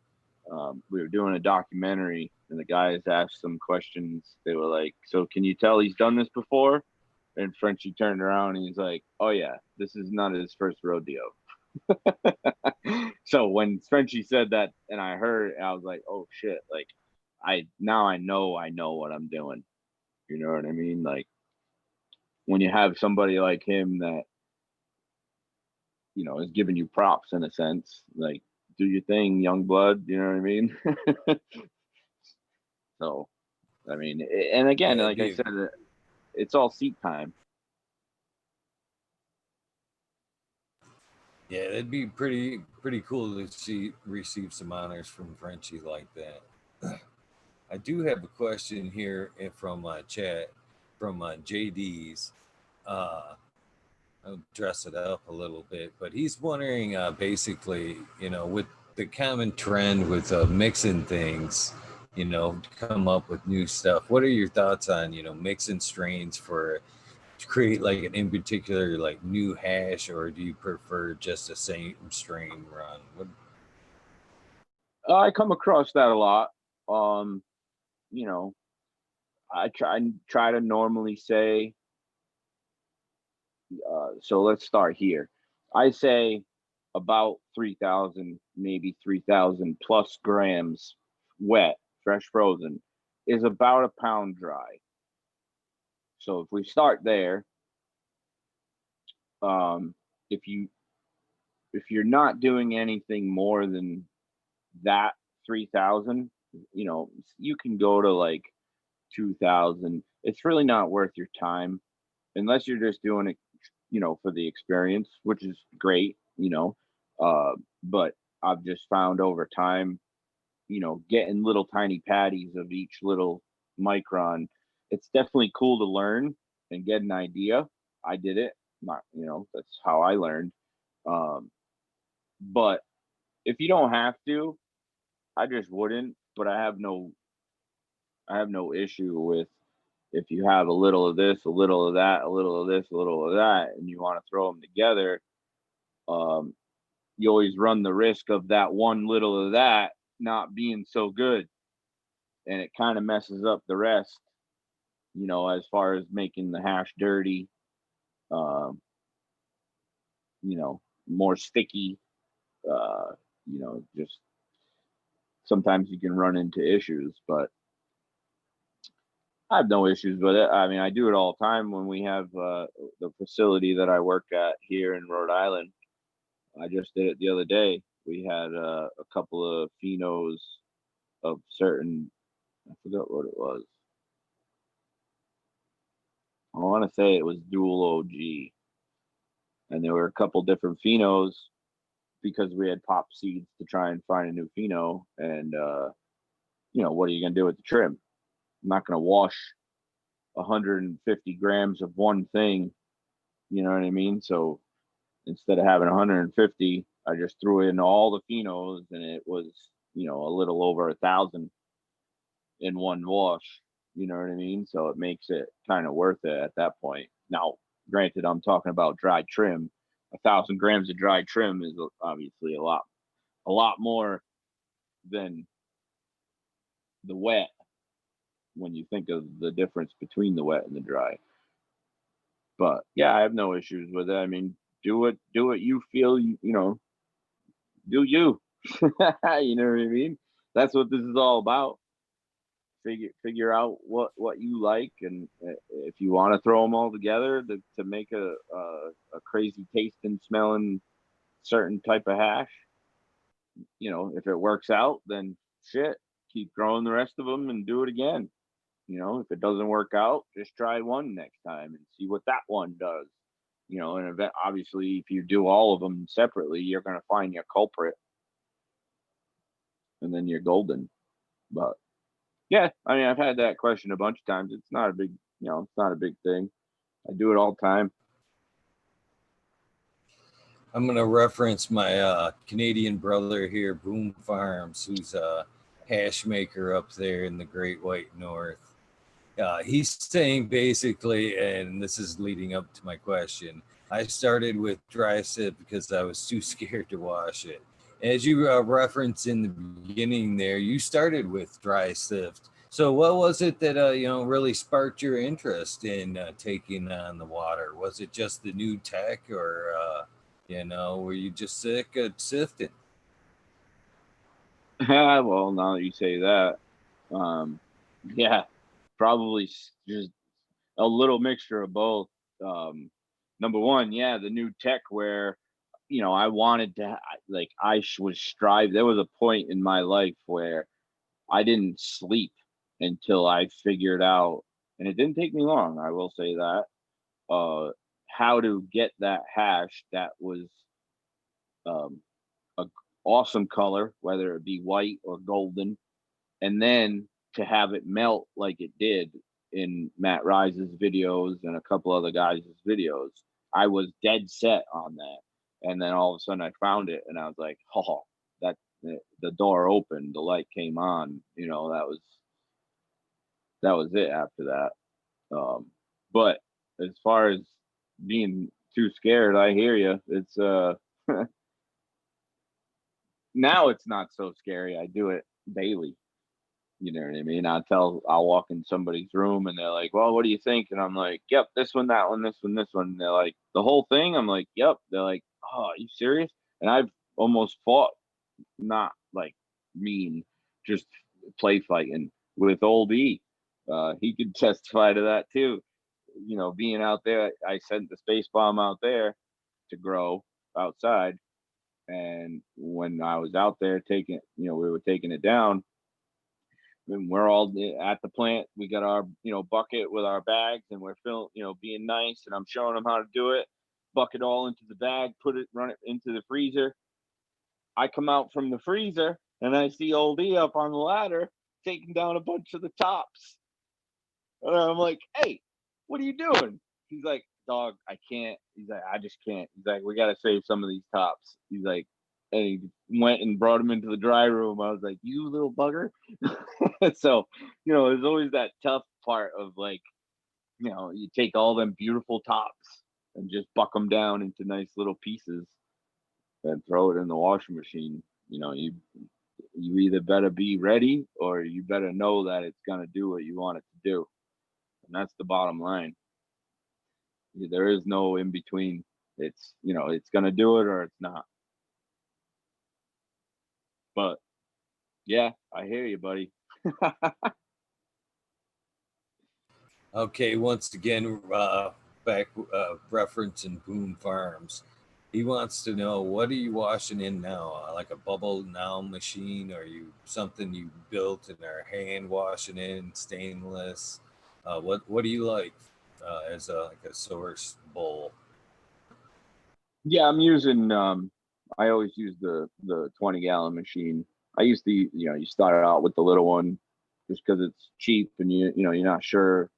But for me, it became a business. So yeah, I get the 20-gallon machines. Then I'll modify sometimes I'll take the pump out.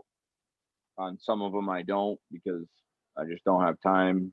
I'm always doing something. So you could take the pump out of it and put just clear tubing in there, put some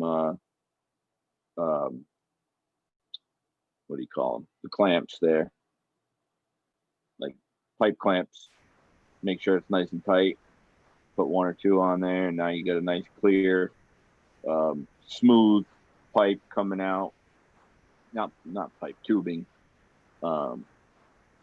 That way, you know, you don't get any bacteria or any old hash that's in there, and it might mold up, you know, those grooves on the. I don't see it happen often because I do still have a few machines that have the, you know, like I said, I haven't modified them. But yeah, I mean, you can't beat either being able to buy one of those crazy, you know, tens of $1,000 machines, or the bubble machine, because it just is what it is. You know what I mean? It's like I said, work smarter, not harder. Right on. Right on.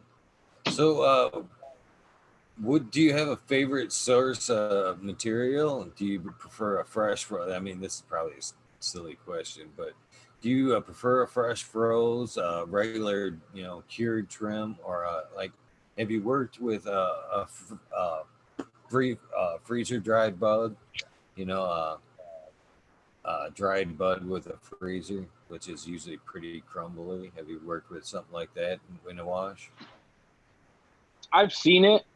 I've never worked with it. I have put a bunch of stuff on dry ice, just for travel purposes. Um,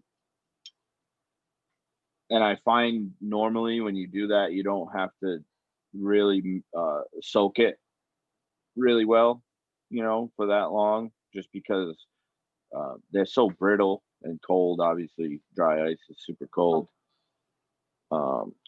But hold on a second.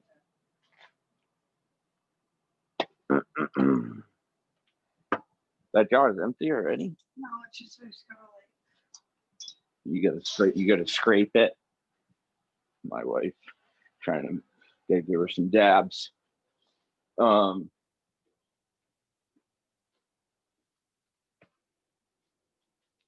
on a second. I'm trying to get my blunt back. What was I saying? The machines, right? I forgot. Oh We were no, did I talking about lose it? working the Oh, fresh okay. froze material. Oh, Like in yeah. I mean, it all depends, really. Sometimes I've had dry cured nugs and trim that are just as fire. You know, normally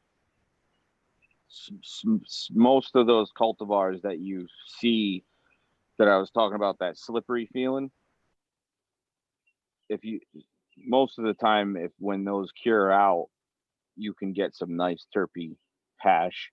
Usually probably is going to be the best yield, but like I said, sometimes I have been wrong. um but my preference is definitely fresh frozen. I mean, with the cultivars that I work with, you know, that I'm used to. So, you know, if I'm, it's always that, like, gotta try it both ways type of deal, you know. So preference. So let's say, unfortunately, it happens too. You somebody brings you a load of dry material. Do you have any suggestions with you know, starting that material out and say like soak time? And do you think there's any benefits to even, you know, drying your trim before, you know, as for storage, knowing that in the end it's going to be bubble? I mean, for me, it goes. I like a wet trim straight to the freezer, you know, because I know I'm gonna make hash. But you know, for somebody that's just lazy about it or prefers to, let's say they dry trim anyway, and that's just all the, you know, material they have laying around. Is there any benefits to, you know, drying it, or do you have any Well, suggestions for the soak too? for the average guy, I, you know, if you're doing it just to have some hash, it's really, again, it's preference. So like you said, you like the you know, the fresh frozen trim. But again, there's other factors that come in where, you know, do you want to wet trim your weed, to just get a little bit of hash, where I really don't like wet trimming. So, if all you're going to do is use that trim for is a little bit of hash, and that's what you want, then then fine. As far as the dry material, again, if you're drying your buds to keep as flower and smoke, and you want those nice flowers, you got to trim it anyway. So even if you got a little bit one time, and then the next couple plants you get a little bit more, just keep saving until you have enough. And uh, the soak time, really, it all depends on, to be honest with you, I don't even really see that much of a difference. Uh, you know, only because I have a certain way I do things. So I set up, I'm ready. Uh, so I don't really notice it how long. Like, it's kind of like whenever I'm ready, I'll turn the thing on and start doing it. So I don't ever really keep track of how long it does soak. Like I said before, I forgot, and I'm like, oh shit, I'm doing that over there. Like, yeah, I got to get that done, and didn't see any uh, difference. You know what I mean? But uh, yeah, it all depends on whether you're keeping your flower as flower and you want to keep it nice buds. I would just dry it. You know, let all the leaves besides the fan leaves, cut all them off obviously, but let all the other leaves just curl around the bud, locks in that flavor. And then once you're done, you can buck it all down and trim it nice and save your trim, or if you got enough, you can wash it or dry sift it. I mean, you got to do something. You can't just throw it out. And I've always said that, there was many guys that I worked with back in the day. They were like, I used to have fucking bags of this just laying around, and I'd go mulch it out back. And I'm like, what do you do? And I'd show them how much, whatever, how much money you could make from it. You know what I mean? Or how much ash you could get off of it. And, they've blown away. Like, I was throwing that away. Like, yeah, you throwing that away. So, Yeah, that's kind of crazy. I was reading Stephen D'Angelo, I believe that's his name, the guy there in California that started a lot of that revolution out there. He was saying that's how he made a lot of his money to get his dispensaries going back in the day. Was he learned how to make hash, and he went out there to California, hit up all those California growers that were just throwing the shit out, and he started sifting in it. He ended up making enough money to put up his whole dispensary and shit. I thought that was fucking kick ass, man. What a way yeah, to. if you do it right, if you like doing it, and that's the whole thing with life, right? Is like I said before, Sub told me, find something you like doing and get good at it, master it. It will in turn, if you like doing it, you'll never work another day in your life. And I know it sounds cliche, but it's true. Like, I have no issue getting up in the morning and going to the facility that I work at or consult for. I wouldn't even say work at, and go roam around in the huge grow rooms and find my resin. Like, that's my job. I couldn't be any more blessed. You know what I mean? So if you can navigate your way down that game of life, like I watched Kevin Hart on Joe Rogan the other day, and he kind of said it was pretty crazy.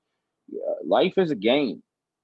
You start at one level and you grow to open the next level.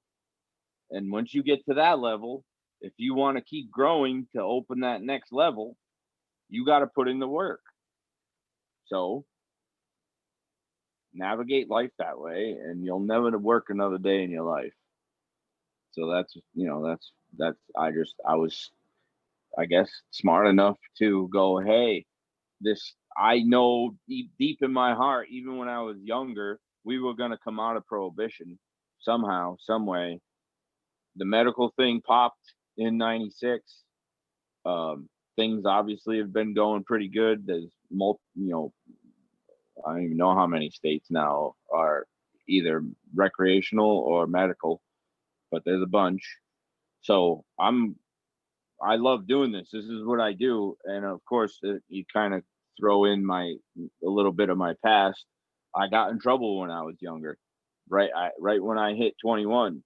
So I had 3 felonies because I was driving around like a fucking idiot with prescription pills that weren't mine, and got pulled over, got searched, the whole rigmarole, court, fines, lawyer. Now I'm living life with 3 felonies, can't get a job, even at fucking McDonald's or Dunkin' Donuts. And there's only so many times you can go, fill out an application and then call them back and they're like, oh, we're all set. Or they actually tell you, no, we looked up your background, like we can't hire you. It's like, well, guess what? I already know what I'm going to be doing. You know what I mean? Like, so that was my road. And, luckily it landed me where I am now. And like I said, I'm super blessed to be able to work with those guys out in California and the people that I work with out here, and, winning all the fucking awards. It's kind of like, I don't know. It's real to me, but at the same time, I know how much work I put into it. Once I knew, this is what I was going to do. Like, I went on the websites. I figured out a way to make it a consulting business.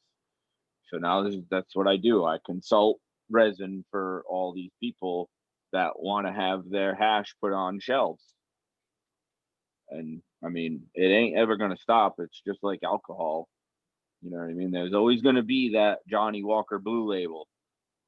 And I want to be above that. So that's what I've been There's striving nothing for. wrong with that, man. You got to keep, braising that ceiling, just like you said, man. It's great to get somebody that's inspiring like yourself on here, because I'm kind of a little bit preaching that drum every day, but and it's nice to see that I ain't the only one out there that tries to be as optimistic as we can, man. And Yeah. it's awesome. Yeah. I mean, It's that's what fucking awesome. I've always said. I'm not, I grew up Catholic. I'm not a Catholic anymore. I don't consider myself, now that I'm old enough to make my own decisions. I just have always had those questions, and the questions can't be answered for me. Everybody says, well, it's faith. I get it. But I also believe in science. So when you look at the science, I can believe in positive and negative energy because it exists in front of me. I can see it if I want to. So if all you do is put out negative energy, which is a real thing, you're only going to get negative back. If you put out positive, you're going to notice all that's going to be around you is positive.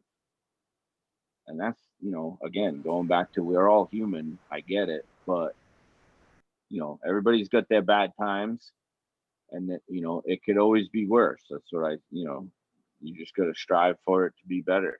And sometimes can only get worse for it to get better. When once you understand these things and navigate your way through it, you'll get there. And if you need help, don't be afraid to ask. You know what I mean? You can't be, quiet about a subject, even if you think, it might be what you're thinking is wrong or whatever. Like, obviously, if you're thinking, you got to get opinions of other people. and then come up with your own opinion on what you should do based on. I'm So super glad you said that it's about not being able or not wanting to reach out, because there's a lot of people, and I'm gonna throw myself in that fucking category as well, Mr. Bond. There's times where you can let your pride get in the way of asking for help, and that can be, almost a bigger problem than what you're going through. That could be a bigger hindrance. You could be taking yourself out at that point. You know what I mean? You're working against yourself sometimes with that pride. So, like you said, you can't be afraid to when your times are tough to reach out. Ask somebody for help, because it might just keep you from sliding further down that ladder before you actually absolutely, realize you have to. yeah, So yeah, yep. but It's and save yourself some time. I preach this all the time too. Is it's always great to help other people, and you should 100% if you're able to help yourself. If you can't help yourself and you're not on a stable path, number one, you have no leg to stand on to be trying to help anybody else. I know it's a great deed. I understand it. And you probably will get the good karma back. But the time that it takes to get that good karma back could be, substantially long. Because you never know with karma. It's a tricky thing. So like I said, you put out positive, you'll get positive back.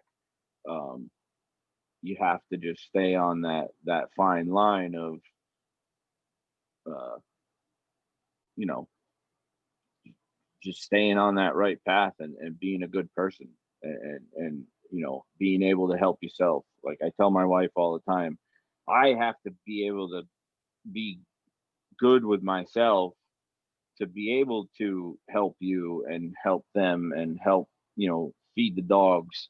And it boils down to the littlest things in life. So you know that's just how I live my life. As I got older, I'm 40 years old. I'm not going to say I'm old, but I've had some years under my belt. Shit, you're a young man. You're a young man. I got some I like time, well, a lot of time on you, brother. A lot of I time like on you. I'd like to think we're all young at heart. So that's all that matters. This is just the shell of our conscience and how you play your conscience into real life situations. Man, I tell you what, I was expecting some wise words, but man, I didn't expect the other wise word to come in my way, brother. And it's all true. Everything you've said tonight during this episode so far has been very, very true. I got even more. I had a ton of respect for you before this all started, but I got a shit ton even more now. So, I so appreciate it. more so now, sir. I mean, a Like, ton more. I mean, you took it to another level, and that's one thing that I think is really cool about this type of thing right here is we've all get to hear your opinions on hash and everything, but I doubt there, without a random conversation and being able, friend to pull you along, that they would ever get to know this super cool side of you, sir. And it's good colors. It's good colors what you're showing right now, brother. This is well, likewise, totally likewise, awesome. man. I mean, it's you know, that's just my nature, I guess. It's I've been through some shit as everybody else has, I'm sure. Um, it's just how you deal with it. Unfortunately, so and that's the thing with me. Like, I also have another side where, you know, and I'm sure people have it too. Once, you can talk to people and try and help people. I've had friends that I've lost, friends that are in, that are lost in jail, in the system. don't know where they are, whether they're alive or not. Tried to help them, try to help them, try to help them, try to help them, try to help them. Once you get to this point, I'm a hard ass too. You got to be able to draw that line. Once you realize you're talking to a wall, I'm done. Like, I can't, like, I don't have time for that. You know what I mean? Like, I wanted to help you. I did help you. You need to help yourself. Bottom line, like I said before, only you can help you. Once people realize that, everybody likes to point the finger at somebody else. It's like, well, who put yourself in that situation? You did, not anybody else. You're there for some reason that the only one that knows is you, because you're in your own head. So, yeah, I mean, I have that side of me too, but that's what's made me grow. I've been on my own since probably 15, runaway, had a stepfather that was super military strict, curfew when all my buddies were older and they didn't have a fucking curfew and they were drinking and smoking pot and whatever. I'll admit it, yeah, I was a little punk, but I just wanted to fit in, you know what I mean? Just like any other kid wants to. And that's the life that I chose.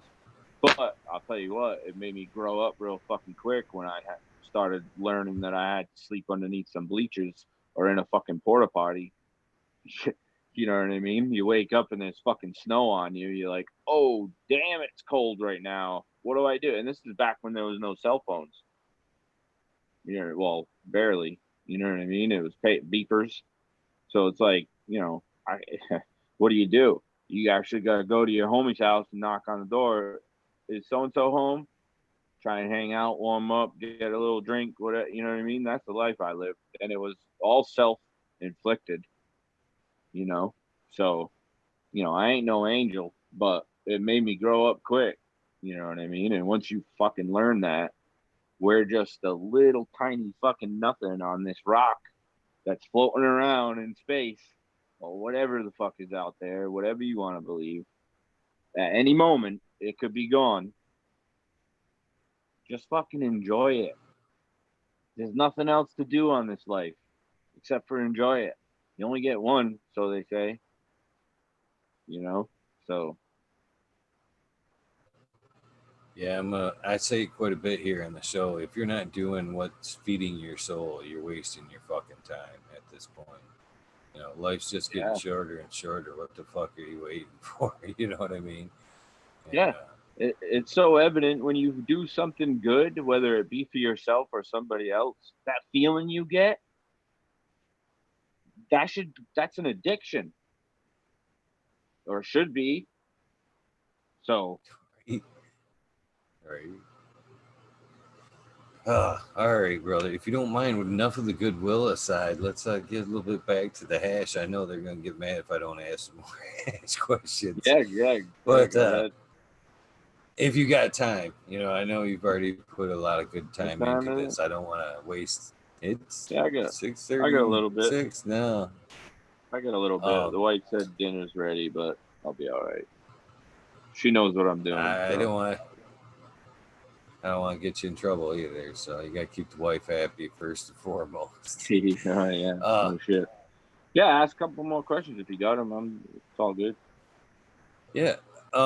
So as a hash artist, is there certain cutoffs that you don't fuck around with? I know that it's pretty much all usable, for one thing or another, but not for hash, not for quality hash. Do you say fuck around? What's your top cutoff and what's your bottom cutoff when you're making good hash? Do you fuck around with the 25? Are you using that 160 for just edibles? Uh, what's your preferred screens? What's your cutoffs? Above and below. Normally, because I work with the same thing over and over again, or the same things, so I know what they do. Um, no, I don't use the 25 anymore because it's just a waste of my time, to be honest, and what you're gonna get out of it. I get it. There might be something there, but for the time that it's going to take me, and I'll admit it, I'm probably not the cheapest extractor in the world, because it does take a lot of time, and I'm a firm believer in, I didn't you're not paying me for how long it took me to do it. You're paying me for the years that it took me to learn how to do it and do it the right way. So that's what I always say to that. But no, I don't use the 25. I'll experiment with things sometimes with some nice fresh frozen that I know I'm going to get some nice big heads out of, and I want it to be clean. I will throw the 190 bag in between there. That way it catches all that other junk that would normally, if the 190 bag's not there, will go into the 160. So if you know that, obviously, try and keep it as clean as possible. But yeah, I jump around a bunch. Normally, what I do is the 200, 160. Um, Sometimes I'll throw the 90 in there, but normally, because everybody wants rosin, and not everybody gives me the biggest amounts. So I'm sure when you wash little amounts and you actually do first pull, second pull, third pull, all separate, you end up with these little pucks, that's not really worth it. I mean, it's worth a shit, but it's not when you're just going to turn everything into rosin. So I've adapted a way where I know what I'm working with. If this one cultivar does give a good, nice patty of the 90, I'm going to throw the 90 bag in there instead of mixing it into the 73. Also, we never had a 90 bag, so I'm used to that anyway. That 90 bag is new to me. You know what I mean? It may not be new to a lot of these new kids, but it was never around when the first bags came out. So, the 73 was, the 90 and the 73 underneath the 120. But yeah, I mix it around. It's all like it is. Like I said, it's all R&D. You know. Nice. Well, there is I want to hit I got a lot of respect for this guy that asked the next question, but I don't know. This could be a long, lengthy question. Fumador and the Flavors, who I got tons of respect for. You may have seen him on Instagram. He takes some beautiful cannabis pictures. Great grower as well. I don't want to knock him on that. But I love he's got some beautiful photography of cannabis. I mean, top notch in Yeah. my book. But he's asking, what are the keys for a world class hash? Which that could be, that could go on forever. That's a loaded question in my book. I mean, if you want to get down to brass tacks, you know, world class hash would have to be something that has won a world class award, whether it be uh, Emerald Cup, uh, something, high times. Uh, I don't believe in that so much now, but just because of the way things have gone, high times isn't as big. But the Emerald Cup has always been that big one. Hemp Con's pretty. So in that aspect, that would be a world class hash because it was voted on by people of the people. That was the best of the best.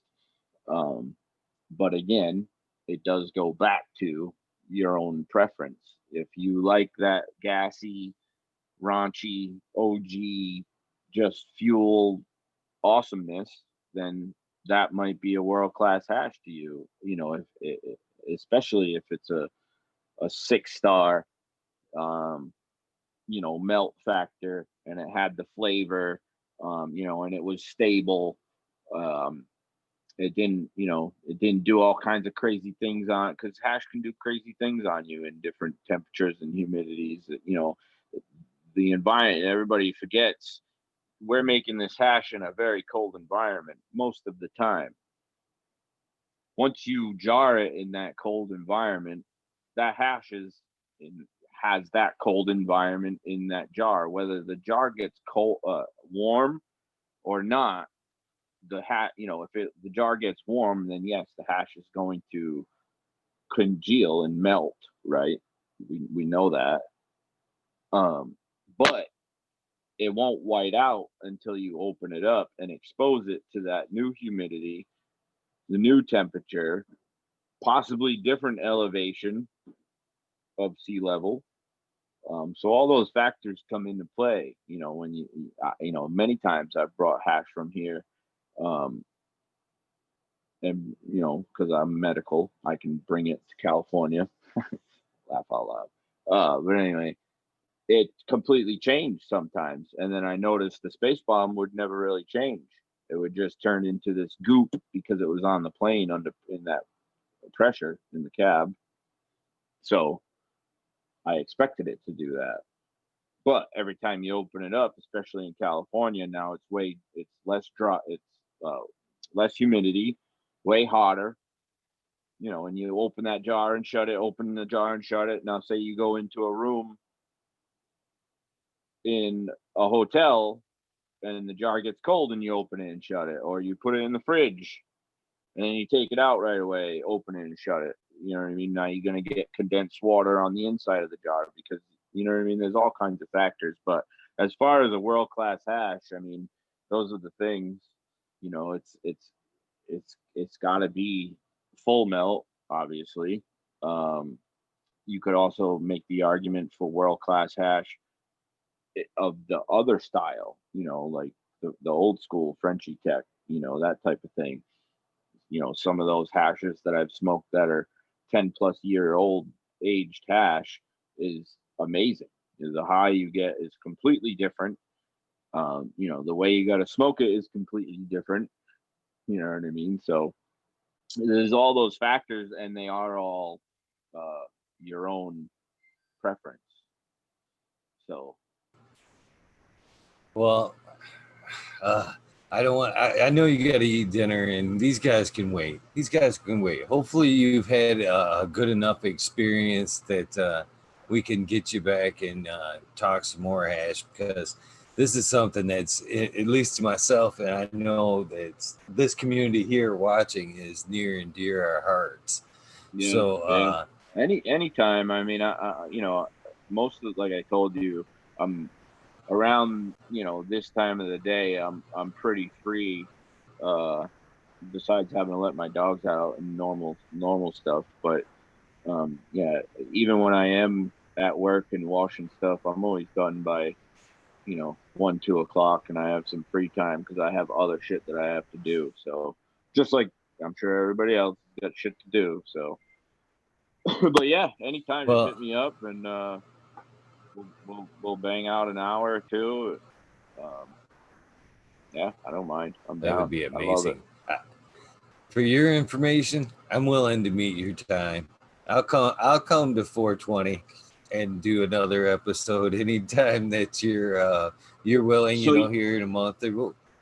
Pardon me. You're on my side, right? I'm in Michigan. Yep. All right. So we're the same time. Right. Yep. Okay. Yeah, I just thought initially that because you hung out or you'd known the Connect was like on the Cali side, that I assumed you were over there is what happened there. Everybody does it. They're like everybody's they and I rightfully so. It makes 100% sense. Sometimes I'm out in Cali, sometimes I'm out here. You never know where I am really. That's kind of why I chose the Bond name. You know what I mean? Because I always was into Bond movies, even way back the old ones. You know what I mean? So kind of just grew up with the video game and everything else. So like, I'll be Mr. Bond 420. Fuck it, and it just stuck. So one last thing, and it will hopefully only take a couple seconds. In the beginning, I fucking started this like soundbite type thing to like when I get to 100, almost like the Mendo Dopes pass the joint thing. But this I'm gonna just loop together. Remember that back in the day there was the old radio sound bites where the artist or the guest, you, would like do the station identification type thing. Is there Yep. any way you could give me like that whole like radio soundbite? Hey, this is Mr. Bond. I'm on fucking talking shit with Eagle. So when and time comes that I can throw that in there in my little adventure to 100 Yeah, there. I'll try my best.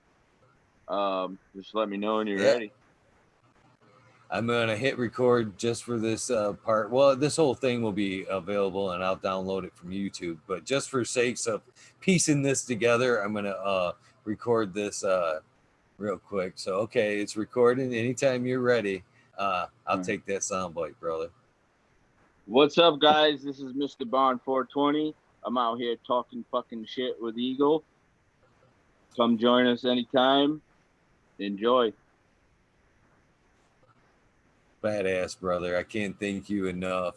Your time was it's super valuable, as you know, and I can't thank you enough. It's you dropped some knowledge and then some. It was well worth the wait. Well fucking worth the wait. In both instances, and I hope Awesome. that Awesome. sometime near future we can do this again. But Hell go yeah, man. enjoy Like your I dinner, said, brother. just DM me whenever. And if anybody lives in the Rhode Island medical area, I guess you can find my hash at all three Rhode Island medical dispensaries normally, and a couple of my own cultivars that we grow. So if you're interested in getting some fire, trying it out, but trying to keep the prices low, work with everybody, so things aren't so crazy. But as you know, it's not cheap to do this type of stuff. So um, just let it be known that we are working to bring the prices down and get discounts and stuff like that for military and vets and stuff like that. And it's just a constant struggle. So keep positive, keep the glass full, and that's it. All right, brother. I wish I could slide over there and grab some hash. But again, thank you so much, and we'll hear from you again soon. Right on, brother. You It have was a good great being with night. you. Thank you, and you have a great night and an amazing tomorrow. You too. You Peace. too. Be safe. Man, I hope you guys enjoyed this episode of fucking talking shit with Eagle. I know I did. Fucking amazing fucking chat with Mr. Bond 420. All the great knowledge that he had dropped on us, and some great insight on just life. And I hope we all were able to take something away from it. I know I was, or I did rather. So thank you so much for joining me in this midday 420 episode. Got off a little rocky, but I think it finished off just as good, if not better, than I was hoping it would start off to. So if you enjoyed that, and the only way you can really show it thanks is hit that thumbs up button, and go ahead. And of course, if you're not following Mr. Bond, get over there and follow Mr. Bond. And if you're in Rhode Island, like you said, slide by those locations and pick up some of that amazing hash. I appreciate you guys for tuning in. Might as well do it. I just don't know how I'm not to. Cameron, Fumador, Smoke and Grow Frazier, the American one, JD, Spiky Pilots, Northern Maine Weed Gnome, Green 13, Boom Farms, B2 Crazy for You, Bill Sid, Red Eye Rustler, Jax Greenstock. Who else we got here in chat? So many great people. Johnny Bell, always message retracted. Lexi I, my beautiful daughter, always glad you're hanging out in chat. Miss D's Nugs. Smiley's Gardens, the Idea Man, always thankful you're hanging around. Mr. Green Pots, so many great people that I've seen today in chat. So used to saying tonight. Thank you all. So many, DLP 2372, Majestic Marks, or Mystic Marks. I don't know. Majestic. Wait, Mystic Marks. Now I'm confusing my damn self on that shit. That's so fucking funny right there. Double tap. How you doing today? Boom Farms, of course. Thank you so much for tuning in. Well, it's Cannon Trooper. So many great names to tune in. I didn't see Sergeant Pepper, but Sergeant Pepper, if you're listening, thank you so much for hanging out. Or, Dirtman Dan, I will get a hold of you about hanging out on your show for once. That'd be pretty cool. Be on the other side for a change again. I thank you so much for that invite, by the way. Amadeus, thank you so much for tuning in. If I missed your name, JD's Purple Flower, Humble Grower, Organic for Life, Andy Man. That's a newer name that's hanging out in chat. I thank everybody for hanging out. Soiled Roots. I try to get everybody, but I can only go far so back. I want to say that's Ragnar666. And I think I've got everybody else as far back as I can go. Oh, UKSIF420. God, I'm glad I got that one because you're here quite often. And I appreciate everybody that stops in. That's for sure. Don't forget, I will, right there, Jay Yvonne Brooks, one of the past winners as well. I've got A Nova. Man, I can't believe I almost missed you, man. You guys have a great day. What's left of it, I will be back here at 11:30 with some more fun, a little less. It'll be whatever. We'll take it wherever we want to go, but I can guarantee it's going to be a super fun night. T Dog the artist will be here. Smiley's Gardens. I always have so much fun hanging out with him. And Miss Nudie Grower will be here at 11:30, hanging out with myself, fucking talking shit with me later on. So I hope you can find time to check that out and tune in for that. You guys enjoy your dinner, the rest of your day, whatever the hell you got to do. I will see you at 11:30. But that leaves plenty of time for a random act of kindness or just to do something nice. It will repay you at some point. Moreover, it'll help somebody out. Thank you so much for watching. I'll see you at 11:30. Peace.